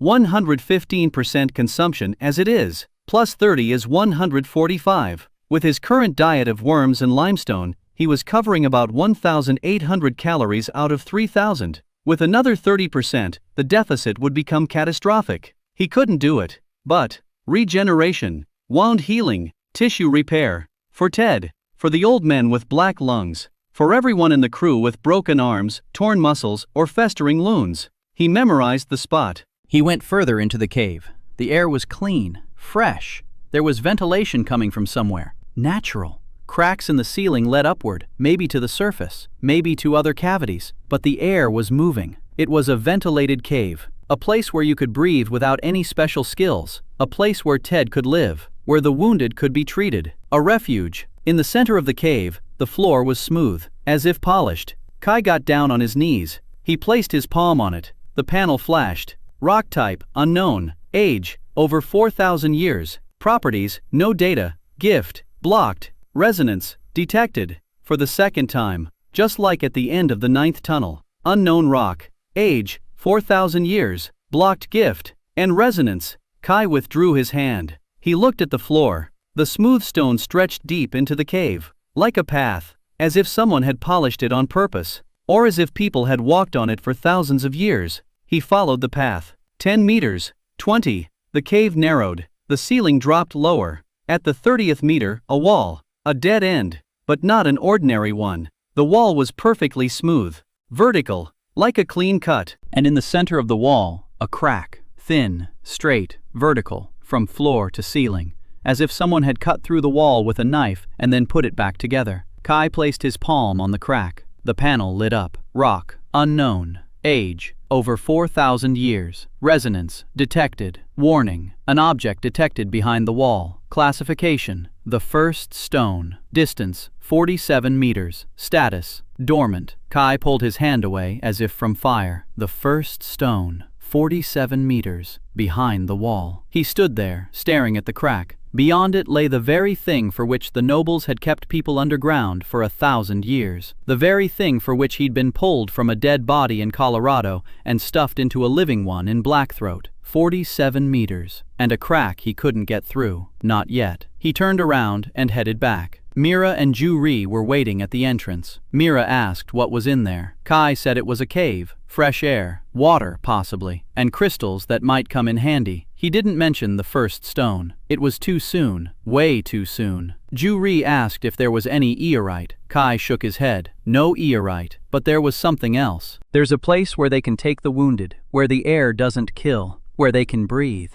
Mira looked at him. She said quietly that if Pix found out about this cave, he'd take it away, just like he took the 9th mine shaft. Kai nodded. He said Pix wouldn't find out. He said they'd seal the entrance back up, stones back in place, the sun back in place. This would be their place, a secret one, for those who need air, for Ted, for the old folks, for everyone the mine is devouring. Mira nodded. They bricked up the entrance, stone by stone. They returned to the barracks before the whistle blew. Kai lay on his bunk, staring at the ceiling. The first stone. 47 meters. Asleep. Someone had dragged him here through death and through worlds and through a child's body. And now he stood 47 meters from the answer. But first, 27 days, 91 pounds. Pix. The ledger. Inspector. First, the crew. Then, the answers. On the 14th day, Abby Close descended into the mine. Kai didn't know her name. He saw a girl of about 16 with freckles and a dirty nose whom Foreman Pix was leading by the elbow down the main tunnel. She was carrying a bundle of papers and a wooden clipboard. A surveyor, or rather, a surveyor's apprentice. Pix brought her to the barracks of Crew 4 and said the girl would be living there, that she had to draw up a map of the levels for the next inspection, that if anyone laid a hand on her, Pix would personally chop off that person's hand. Then he left. Abby stood in the middle of the barracks and looked around. Her eyes were wide. Her lips were pressed together, not out of fear, but from the effort not to cry. Grandma L was the first to approach her. She led her to the bunks. She gave her a bowl of gruel. Abby ate it. Then she took out a piece of paper and began to draw. Kai watched. She was drawing a map, quickly, precisely, from memory. Tunnels, work faces, levels, scale, symbols. Her handwriting was small and neat. David, the engineer inside him, appraised it. Professional work, not a student's. This girl knew her stuff. He approached her that evening, sat down next to her, looked at the map, said that the scale on the second level was inaccurate, that the tunnel from the 6th face to the water collection point was longer than she had drawn it, by about 6 meters. Abby looked up. She looked at him. She asked how he knew. Kai said he'd walked through that tunnel and counted his steps. Abby looked at her map, then at him. Then she pulled out another sheet of paper and told him he could mark it. They spent the next hour working on the map together. Kai gave the distances, Abby drew them in. David, the engineer, was enjoying the process. For the first time in 2 weeks, he was doing what he did best, working with geological data. Even if it was on paper instead of a computer, even if it was with a pencil instead of software, but the essence was the same. Rock, distances, angles, structure. Abby asked how he knew the mine so well. He'd only been there 12 days. Kai said he was a quick learner. Abby said that being quick was one thing, but being accurate was another. She said his measurements matched the Valmore's official plans to within half a meter, and the official plans had been drawn up by professional surveyors using instruments, not by a kid counting his steps. Kai shrugged. Abby looked at him for a long time. Then she said her name was Abby Close, that she was 16, that her father had been a merchant in the capital, that he had run up a debt to the Valmore house and pledged his daughter as collateral. She said her father had promised to buy her back in a year, and that 340 days had passed. Kai asked why she was telling him this. Abby said it was because he was the first person in the mine who hadn't yelled at her or tried to take her paper. Kai didn't know how to respond. David, the engineer, mentally noted that Abby's favorability rating had started at 15 and, in the course of a single conversation, had likely risen to 20. Kai, the child, mentally told David that he was a despicable cynic. David didn't argue. The next day, Kai took Abby on a tour of the tunnels. She was drawing. He was showing her around. They passed through the first level, the second. They approached the third. At the entrance to the third level, Kai stopped. His instinct about a collapse was screaming, not whispering, screaming. The tunnel ceiling ahead of them was cracked. Cracks invisible to the eye, but Kai could feel every one of them. A web of cracks, like a spider's web. The pressure was mounting. Not now. Not today. In 3 days. Maybe 4. The ceiling would collapse over a stretch of 30 meters. If there were people in the tunnel at that moment, David, the engineer, had calculated it. Crews 2 and 6 passed through the third level every day. 14 people in the morning, 14 in the evening, if the collapse happened while they were passing through. He turned to Abby. He told her to mark that section on the map. In red, dangerous, requires shoring, urgently. Abby marked it. Then she asked how he knew it was dangerous. The ceiling looked intact. Kai said the rock was creaking. Abby said she couldn't hear anything. Kai said it was a quiet creak. Abby looked at him, then at the ceiling. Then she took out a chalk stick and wrote next to the red mark, "Source of information, Miner 7-114, reliability, high." Kai asked why it was high. Abby said it was because he'd already predicted a cave-in in the 6th working face once before. The whole mine knows that. Once is a coincidence, twice a pattern. She believed him, not because she understood, because the numbers added up. He'd predicted the cave-in down to the minute. His distance measurements matched the professional blueprints. He knew the rock composition without any tools. Abby was a numbers person. The numbers said this boy could be trusted. Kai nodded. They returned to the barracks. That evening, Kai gathered the team. He said that in 3 or 4 days, a section of the third level would collapse, that they needed to warn crews 2 and 6. Jury said that if he went to the foreman of brigades 2 and 6 with this information, they'd laugh at him or beat him up.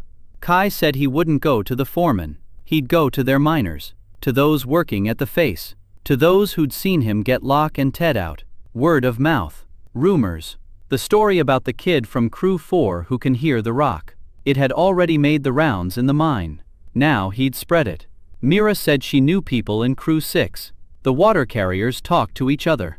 Kai asked her to pass the word, quietly, no names, just to say that the section near the entrance to the third level is dangerous, that in 3 days it's better not to go. Mira nodded. Jury said that wouldn't help, that they needed support, that without support a collapse would happen sooner or later, and someone would end up in the wrong place. Kai said that support was a matter for PICs, and PICs won't install the supports because they cost money. Ju-ri said that people would die then. Kai said they wouldn't die, because they'd install the supports themselves. At night, without permission, Ju-ri looked at him. Then she said that unauthorized installation of supports carries a penalty of 20 lashes. Kai said that the death of 4 is no punishment at all, because death in the mine isn't really death. It's just wear and tear on the equipment. Silence. Grandma L nodded. Mira gripped her pickaxe. Locke rubbed the scar on his arm. Hyun closed her eyes and whispered something in her own language. Ju-ri stood up. She said she needed 4 people, 2 beams, 4 supports. She knows how to set up the support structure. She was taught in the guard. They worked through the night. Kai, Ju-ri, Locke, Bart. 2 logs from the stockpile that Locke had snatched from the warehouse while the guard was asleep. Ju-ri gave the orders. Kai pointed out the spots. His palm against the ceiling. A panel. The pressure's highest right here. Put a beam here. There's a crack running along here. Put a prop here. The rock's softer here. The angle of inclination is 8 degrees. Drive in a wedge. They worked for 4 hours. In the dark. In silence. Striking with hammers wrapped in rags so they wouldn't make a noise.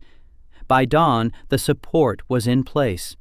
2 beams, 4 struts, 6 wedges. The ceiling had stopped pressing down. The cracks remained, but the pressure was distributed. There would be no collapse. Not today, not in 3 days, not in a month. Kai placed his palm on the ceiling. The sensor confirmed it. Stable. They returned to the barracks, drenched in sweat and dust. They lay down. An hour remained until the whistle. Kai closed his eyes. 26 days, 89 pounds. Picks, the ledger, the inspector, the secret cave with the first stone, Abby with the map, Ju-ri, who sets the supports at night, Mira, who passes on rumors through the water-bearers' network, Ha-yun, who heals everyone she can and never sleeps, Ted, who breathes, Grandma L, who sings softly when she thinks no one can hear her.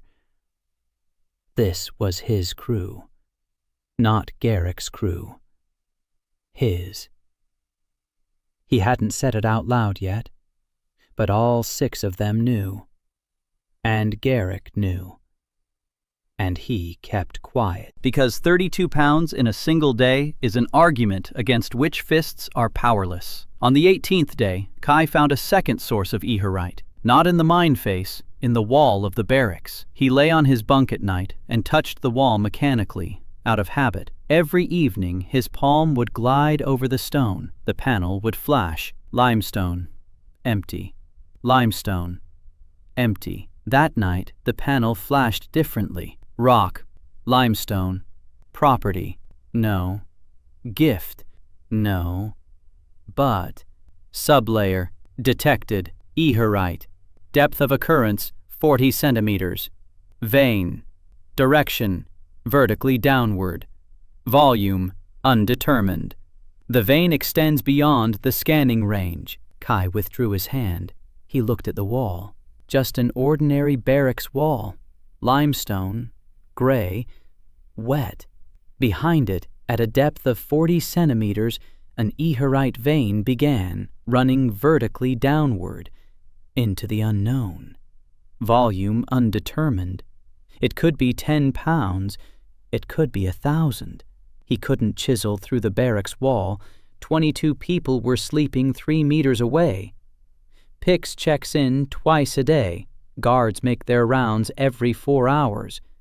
But he didn't need to chisel through the barracks wall.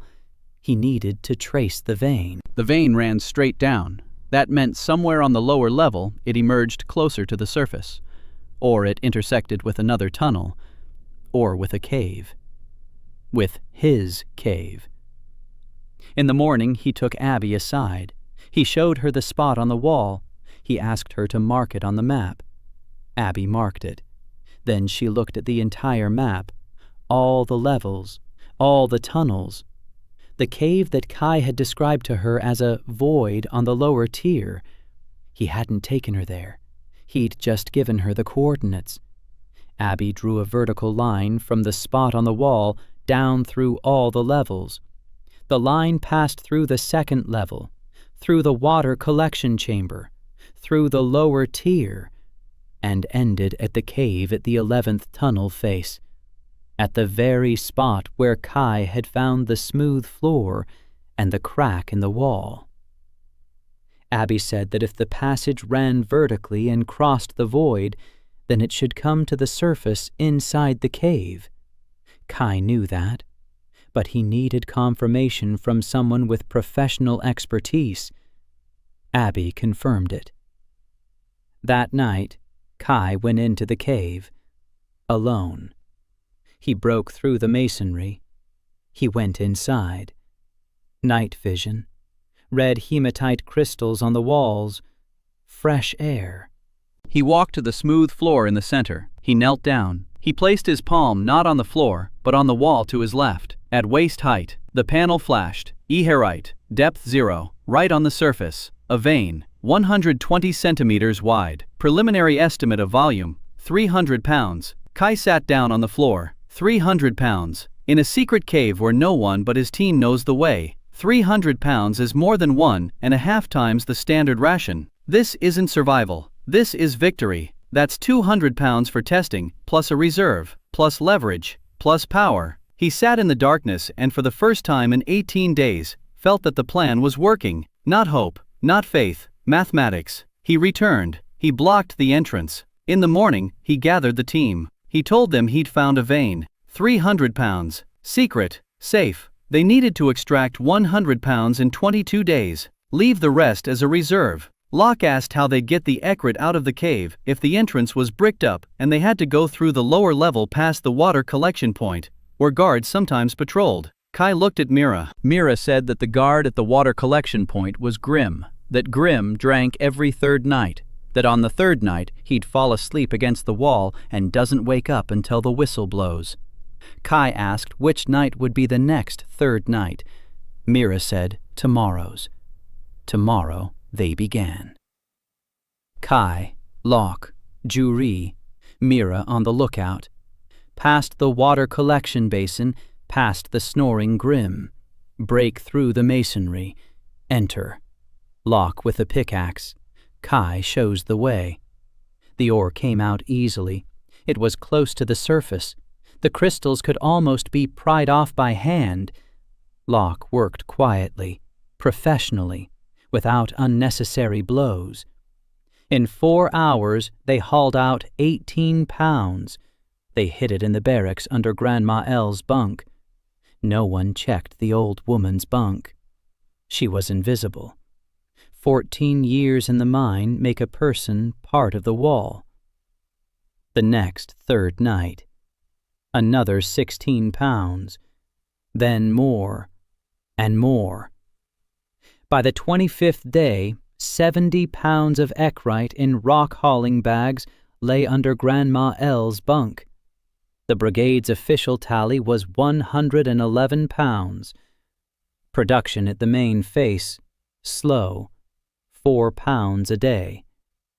The pit was quiet. 111 pounds in 25 days. 69 pounds remained to reach the quota of 180. At 4 pounds a day for 15 days, they'd produce 60. 9 pounds short. Write it off. Deep level. Pix was sure he'd won. Kai saw it in his eyes as he walked past the barracks. Calm, rat-like eyes. The eyes of a man who knows the mousetrap is about to snap shut and is waiting for the click. Kai counted the days and smiled to himself. On the 26th day, Abby came to him with a map. She was pale. Her hands were shaking. Kai asked what had happened. Abby said she'd found something in the old blueprints that Pix had given her to cross-check. A discrepancy. The official mine map showed that the 9th face had completely collapsed, without a trace. A dead zone. But the ventilation shaft plan, which had been drawn up separately 30 years ago, showed that a ventilation shaft led upward from the 9th face, to the surface. And that shaft was missing from the current map. Someone had erased it. Kai looked at the map, then at Abby. He asked who could have erased the ventilation shaft from the map. Abby said it could only have been someone who had access to the original, Valmore's mine surveyor, or the foreman, or someone from the Valmore family personally, Kai thought. A ventilation shaft from the 9th face to the surface, erased from the map. Someone didn't want people to know there was an exit from the mine. Not the main shaft, not the front entrance, a side exit, a secret one, through the ventilation shaft.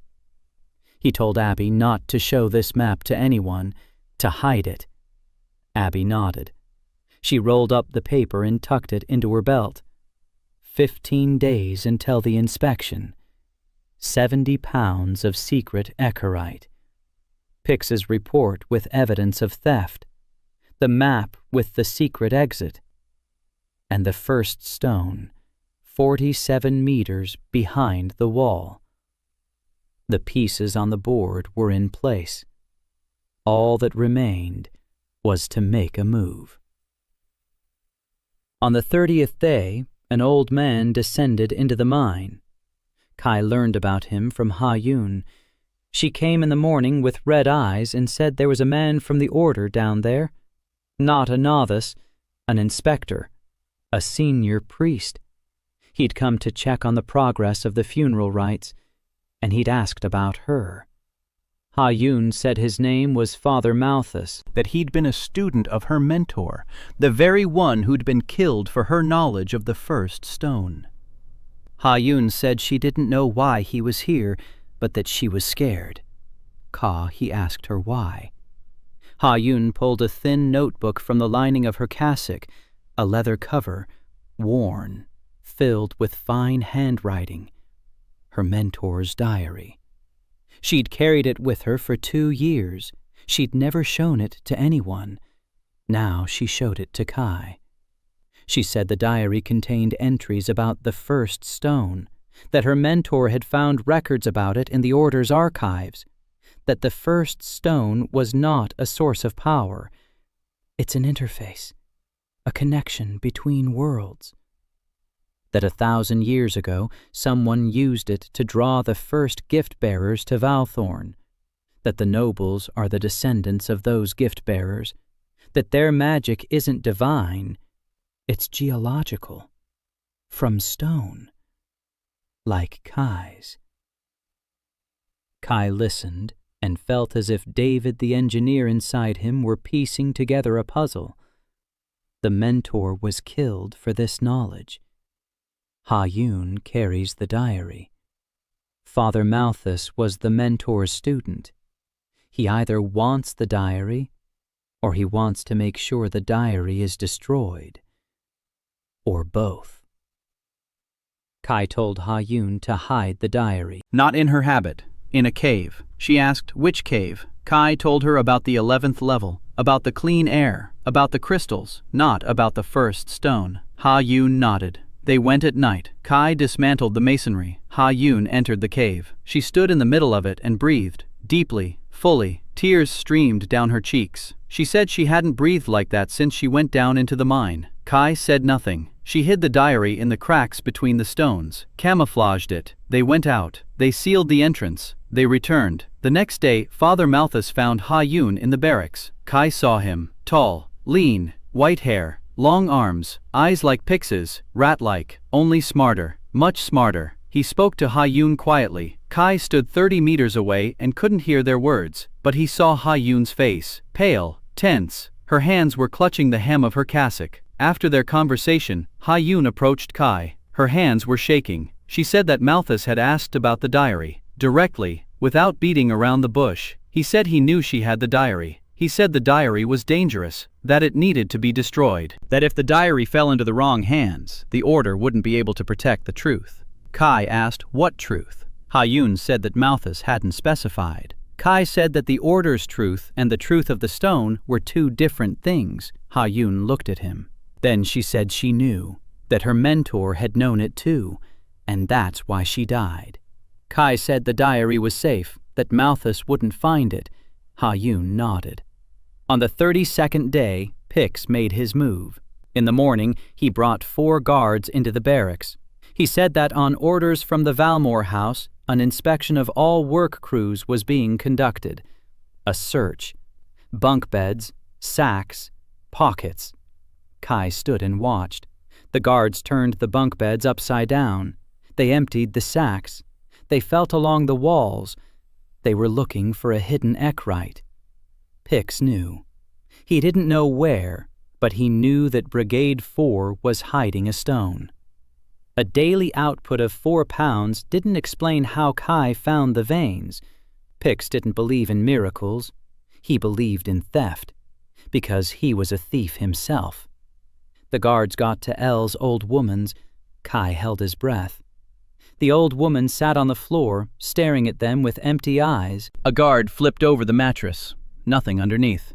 He lifted the floorboards. The stone was under the floorboards. Empty. He ran his hand along the wall. Nothing. Kai exhaled. Grandma Elle had hidden the stones. When? How? He didn't know. But 70 pounds of eorite had vanished from under the Nar and appeared somewhere else. 14 years in the mine, 3 cave-ins, 2 floods, an epidemic. The old woman knew Blackthroat better than any map. She had her own hiding places, her own crevices, her own invisible corners.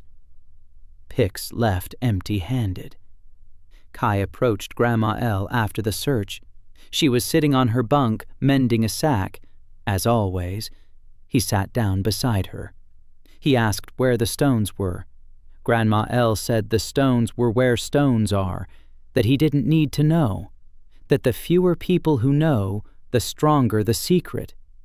Then she looked at him and said she'd seen searches before, that Pix wasn't the first overseer in Blackthroat, that there had been another before him, and another before that. They all stole. They all searched. They all looked for other people's hiding places. No one had found hers. She smiled, a toothless smile, wrinkles like cracks in the rock. Kai smiled back. 8 days until the audit. 70 pounds of secret etcherite in an unknown location known only to Grandma Elle. 139 pounds on the official account. Pix's ledger, Abby's map, Ha Yun's diary, Father Malthus upstairs, and somewhere in the plans for the Valmore house, an inspector who would soon come down to count the stones. Everything converged on a single point. The 40th day, the vein inspection. On the 35th day, Leanne Valmore descended into the mine. Kai saw her in the main tunnel, 16 years old, slender, straight back, lace gloves on her hands, her hair tucked under a silk net. She stood in the middle of the dirty tunnel like a porcelain figurine in a garbage dump. Next to her were 2 servants and a clerk with a ledger. She had arrived before the inspector, 5 days earlier. That was bad. It meant the Valmore household was on edge, that someone had reported to higher-ups about Brigade 4's abnormal output, that Leanne had come not to inspect, but to snoop. Kai stood in the shadows by the wall and watched. Leanne walked down the tunnel. Her gloves didn't touch the walls. Her shoes stepped on the stone as if on parquet. She looked at everything with an expression that David the engineer recognized instantly. Assessment. Not disdain, an assessment. She was counting. Meters, people, stones, pickaxes, sacks. She was counting everything. Pix walked beside her, fawning. His voice was sweet. His back was hunched. His rat-like eyes darted about. He was afraid. If Valmore's daughter delved into the numbers, she would find the same discrepancies that Kai had found in his ledger. 412 pounds over 3 years. Pix knew the ledger had been tampered with.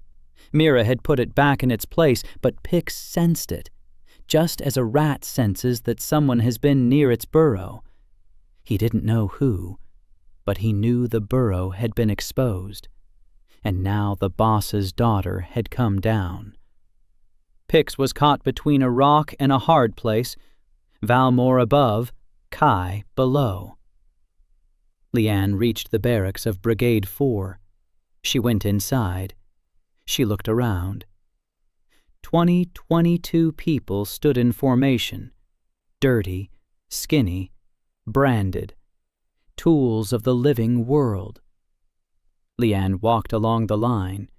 She stopped in front of Kai. She looked down at him. A 12-year-old boy, skinny, dirty. His eyes were calm, too calm for a child in a mine. She walked on. She didn't say a word. Then she turned to Pix and said she wanted to inspect the working faces, all of them, including the closed ones. Pix turned pale. He said the closed work fronts were dangerous, that she couldn't go there. Leanne said she would decide for herself where she could go, and she walked into the tunnel. Kai followed her, not to follow her, on his own business, to the fourth working face. They ended up in the same tunnel by chance, or maybe not. Leanne stopped at a fork in the tunnel. Servants lit the way with lanterns. She stood there, staring at the wall. Kai walked past her. He placed his palm on the wall, mechanically, out of habit. The panel flashed. He read it aloud, quietly, but in the silence of the tunnel, the sound carried far. Granite, feldspar 40%, quartz 30, mica 20, iron impurities. Age 400 million years, Precambrian massif. Leanne turned around. She looked at him.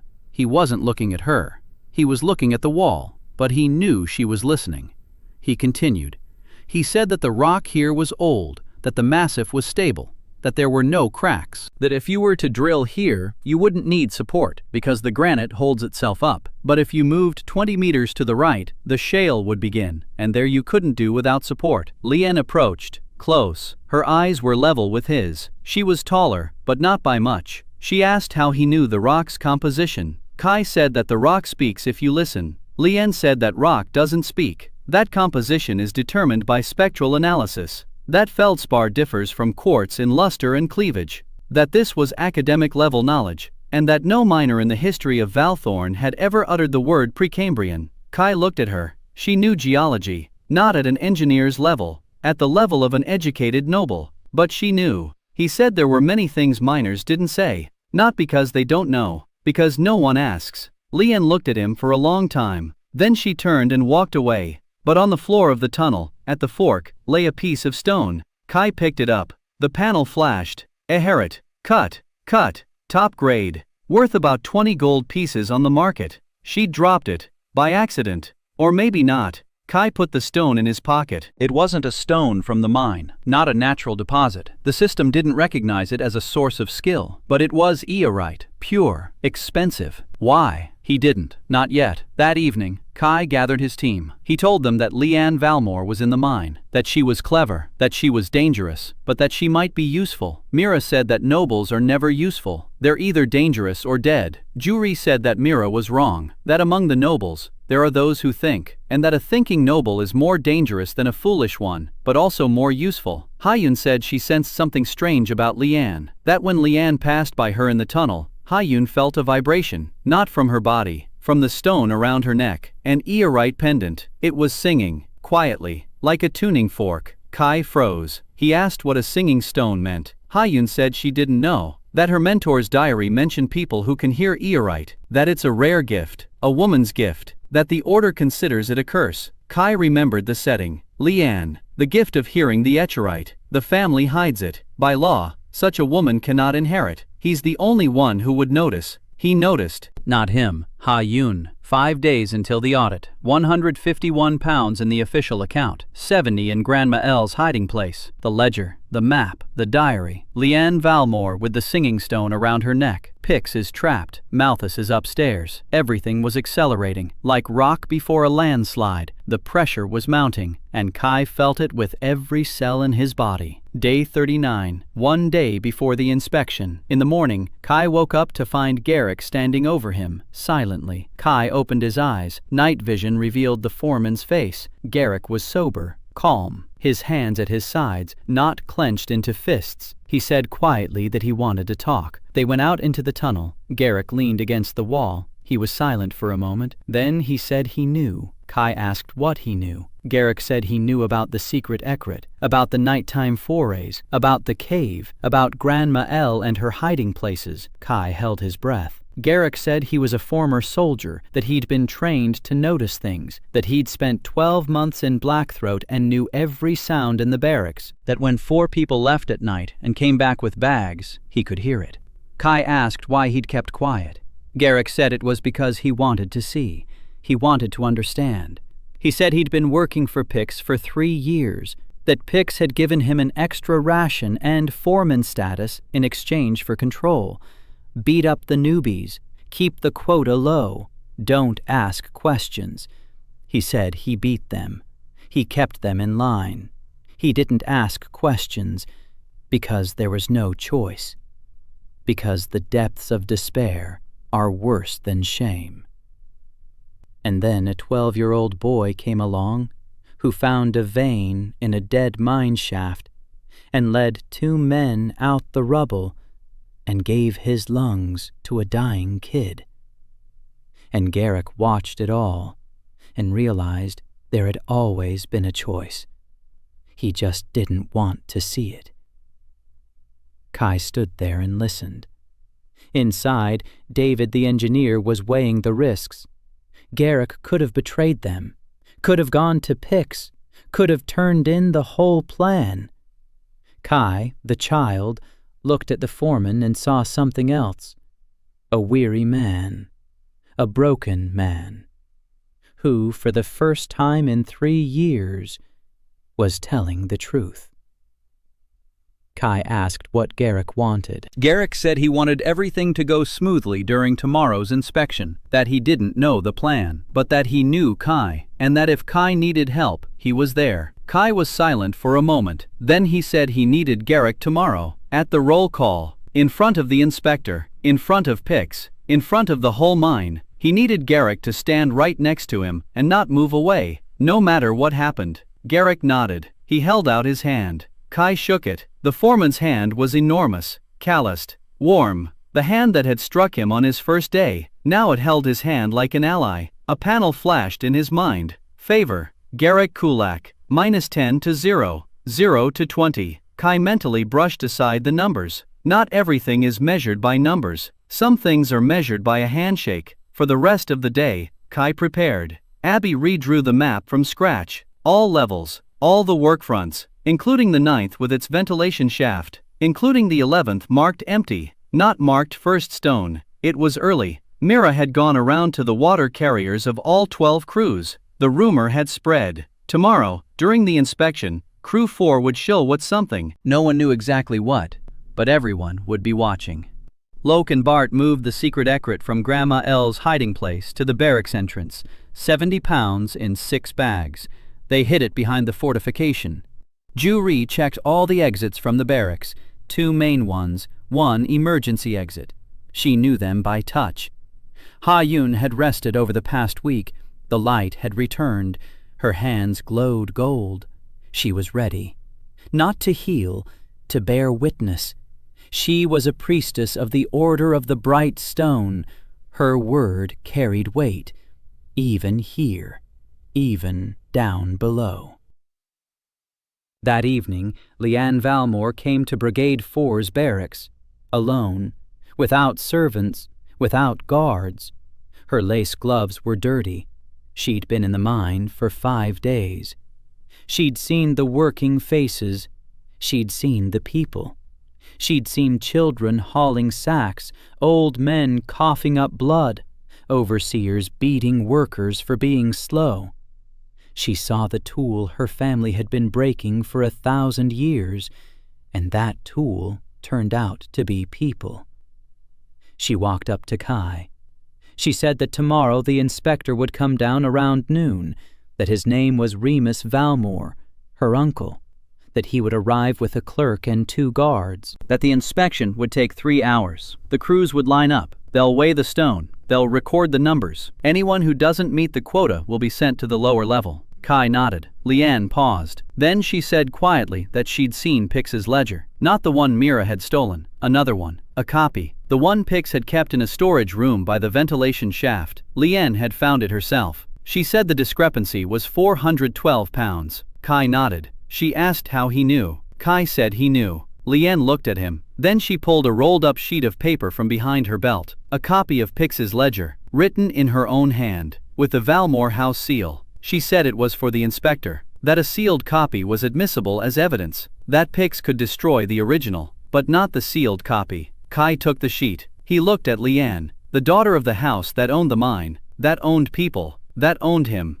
She stood before him, handing him a weapon against her own overseer. He asked why she was doing this. Leanne said it was because 412 pounds had been stolen from her family, and that the thief must be punished. Kai knew that wasn't the whole truth, but he accepted the truth she gave him. Leanne left. She stopped at the threshold. Without turning around, she said that the stone in his pocket was singing, the one she'd dropped in the tunnel 5 days ago. She could hear it. She could hear all the stones, ever since she was born. And she's forbidden to talk about it. Then she left. Kai stood there, holding the sheet of paper bearing the Valmore seal. The panel flashed. Favor. Leanne Valmore. -20 to -5. -5 to 10. 10. David the engineer noted that the girl, who had started out with the stain, was now betraying her overseer for the sake of a boy slave. Kai the child noted that she stood in the doorway and didn't turn around because she didn't want him to see her face. The night before the inspection, Kai didn't sleep. He was counting. 155 pounds in the official account, 70 in the stash. Total, 225. The quota is 180. Pix's ledger with the Valmore seal. Abby's map of the ventilation shaft. A team of 7 not counting him. The foreman who switched sides. The noblewoman who provided the weapon. The priestess who can testify. The cartographer who knows the mine better than the owners. The fighter who reinforces the supports at night. The water carrier who knows every secret down there. The old woman who has outlived everyone and everything. A boy who's still breathing. And a dead engineer from Colorado trapped in the body of a 12-year-old slave. Tomorrow, he'll either pull the crew out of the pit or be buried in it forever. 30 to 70. But the 30% were his, and he knew how to work with what he had. Day 40. The whistle blew an hour earlier than usual. A vein inspection. All 12 crews of Black Throat lined up in the main tunnel. 263 men. They stood along the walls in 2 rows. Dirty, quiet. Some could barely stand. Lamps burned every 10 meters. A reddish light fell on their gray faces. Kai stood in the front row of Brigade 4. Garrick to his right. Mira to his left. Behind them, Locke, Juri, Ha-Yun in the order's robe, Abby with a map under her shirt. Grandma L was in her usual spot. Ted was next to her. He was breathing steadily. Inspector Remus Valmore came down at noon. Tall, gray-haired, a face like one carved from stone. Cold eyes. Behind him was the clerk, 2 guards, and Leanne. She stood slightly behind her uncle. Her face was expressionless. Her gloves were clean, new. Pix stood next to the inspector. He was smiling. His rat-like eyes darted about. He was confident. Brigade 4 hadn't met the quota. 155 pounds on the tally. Less than 185 per 25. Right off. Deep level. The end. The inspection proceeded by crew. First, second, third. The stone was weighed on copper scales. The figures were recorded. Crew 1 weighed in at 190. Met the quota. Crew 2 weighed in at 160. Right off. The foreman of Crew 2 turned pale. His men stood there staring at the floor. Crew 3 weighed in at 201. Met the quota. Crew 4. Pix stepped forward. His voice was loud and confident. He announced the figure, 155 pounds. Below the quota. Recommendation. Demotion to a lower level. Inspector Remus looked at the ledger. He nodded and began to take notes. Kai stepped forward. His voice was steady and loud. Not a child's voice. The voice of a man who had commanded crews in the mines of Chile and the Congo for 10 years. He said that Crew 4 had produced additional output not recorded in the official log. Silence. 263 people. The inspector, Pix, Leanne, Everyone was looking at the 12-year-old boy standing before the inspector at the Valmore house, speaking in a voice that made you want to stand up straighter. Garrick turned around. He nodded to Locke. Locke and Bart pulled 6 sacks out from behind the support timbers. They untied them. They emptied them onto the floor. 70 pounds of eherite, blue crystals on gray rock. They glowed in the lamplight like shards of the sky that had fallen to earth. Pix turned pale. Inspector Remus raised an eyebrow. The clerk stopped writing. Kai said that, in total, Crew 4 had produced 225 pounds of eherite, 45 pounds above the quota, the crew's record for the past 3 years. Remus looked at Pix. He asked why the extra output wasn't on the ledger. Pix opened his mouth, closed it, opened it again. He said it was impossible, that Crew 4 had been producing 4 pounds a day, that the bags were forged, that the eherite had been stolen. Kai said the eherite had been mined from the face on the lower level, that he could show them the vein, that he could show them the mining site, and that he could show them something else. He pulled a rolled-up sheet of paper from behind his belt, a copy of Pix's ledger, with the Valmore house seal. He unfolded it, held it up, so that everyone could see. His voice was steady, calm. He said that Foreman Orrin Pix had been keeping 2 sets of books for 3 years, that the official ledger for Valmore House contained 1 set of figures, his personal ledger another, that the discrepancy amounted to 412 pounds of eherite over 3 years, that at market price this was the value of the estate, that the copy was certified by the Valmore House seal. Remus took the sheet. He read it. His expression did not change. His eyes remained cold, but the hand holding the paper trembled. He turned to Pix. Pix stood as white as chalk. His mouth was open, his eyes darted about. He looked at Leanne. She stood there, staring at him, expressionless. Her face was porcelain-like. Her eyes were calculating. She didn't say a word. She didn't need to. The seal on the copy was hers. Her personal seal. The daughter of the Valmore house. Pix looked around. Guards. His guards. They stood there, looking at the paper in the inspector's hands. Not at Pix. At the paper. They had already chosen sides. Pix tried to speak. He said it was a lie, that the boy had forged it, that the ledger was fake. Remus said one word. Original. Pix fell silent. Remus repeated it. The original ledger. Now. Pix stood there. Then he slowly slipped his hand into his coat. He pulled out the yellow leather-bound ledger, the very one. He handed it to Remus. His hands were shaking. Remus opened it. He compared it to the copy, number for number. He closed it. He nodded to the guards. 2 of them stepped toward Pix. They grabbed him by the elbows. Pix jerked. Then he went limp. They led him away. The silence was so thick that Kai could hear water dripping in the distant tunnel, 100 meters away.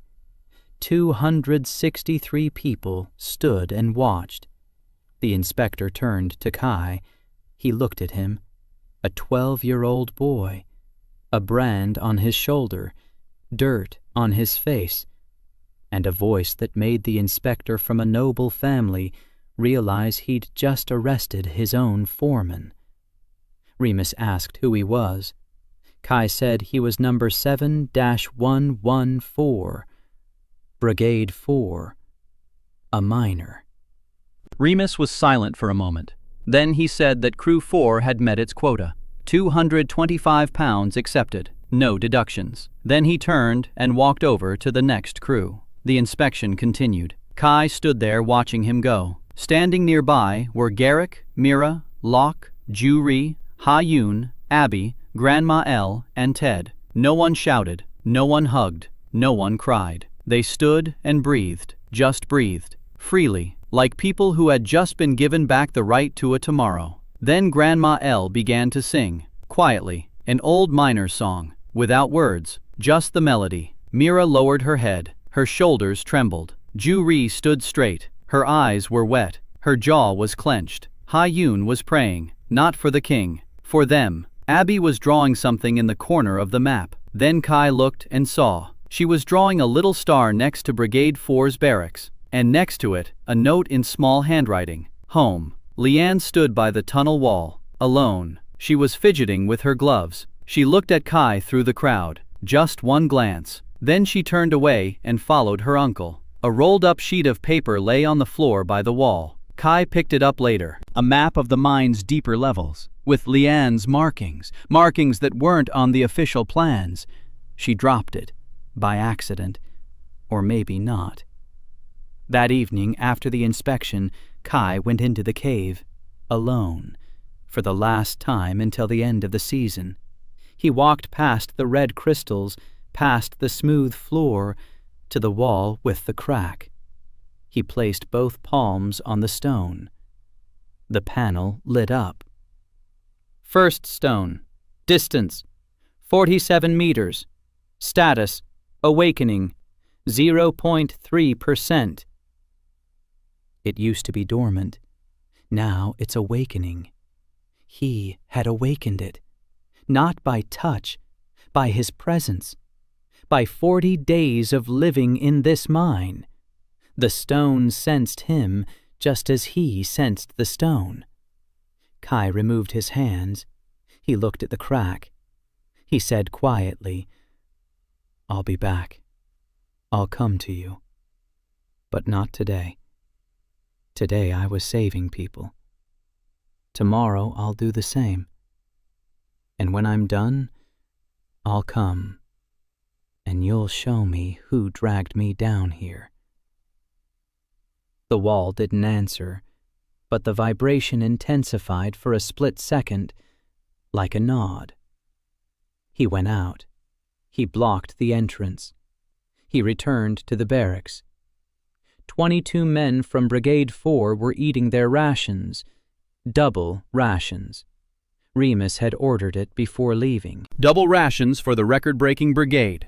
Kai ate and counted calories, proteins, minerals. Finally, enough. For the first time in 40 days, his body was getting as much as it was burning. He finished eating. He lay down on the bunk. Mira came over with water, 2 mugs. She set them side by side. Then she sat down on the edge of the bunk. She was silent for a moment. Then she leaned over and touched his forehead with her lips, quickly, gently, like the touch of the wind he hadn't felt in 40 days. Then she stood up and left. Kai lay there, staring at the ceiling. 113 cracks. That new one remained just as it was, harmless. He closed his eyes. The first season was over. The crew was alive. Pix had been arrested. 225 pounds had been turned in. Leanne had given him the map. Ha-Yun had saved the diary. Ju-Ri had installed the reinforcement. Abby drew a house. Mira kissed him on the forehead. Grandma L sang. Ted is breathing. Garrick shook his hand. And 47 meters below him, a 4,000-year-old rock was waking up.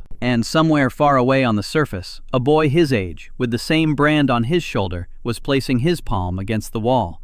And the panel before his eyes flashed red, but it bore a different name. The Blood Catalog. Kai lay on a bunk in mine number 7, Blackthroat.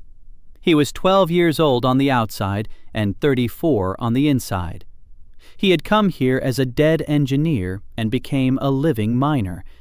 He hadn't found the first stone, but he'd found people for whom it was worth searching for it, and that was enough. For today. Tomorrow a new season would begin. 40 new days, new working faces, new stones. But that's another story. This one ended just as it was meant to. The boy lies in the darkness. The darkness doesn't scare him. He can see in it. Beside him, the man he saved is breathing. Behind the wall, a 4,000-year-old stone sleeps. Above his head, 113 cracks. Not a single one is dangerous. He knows. He hears. He feels. He is a miner, and the mine is his.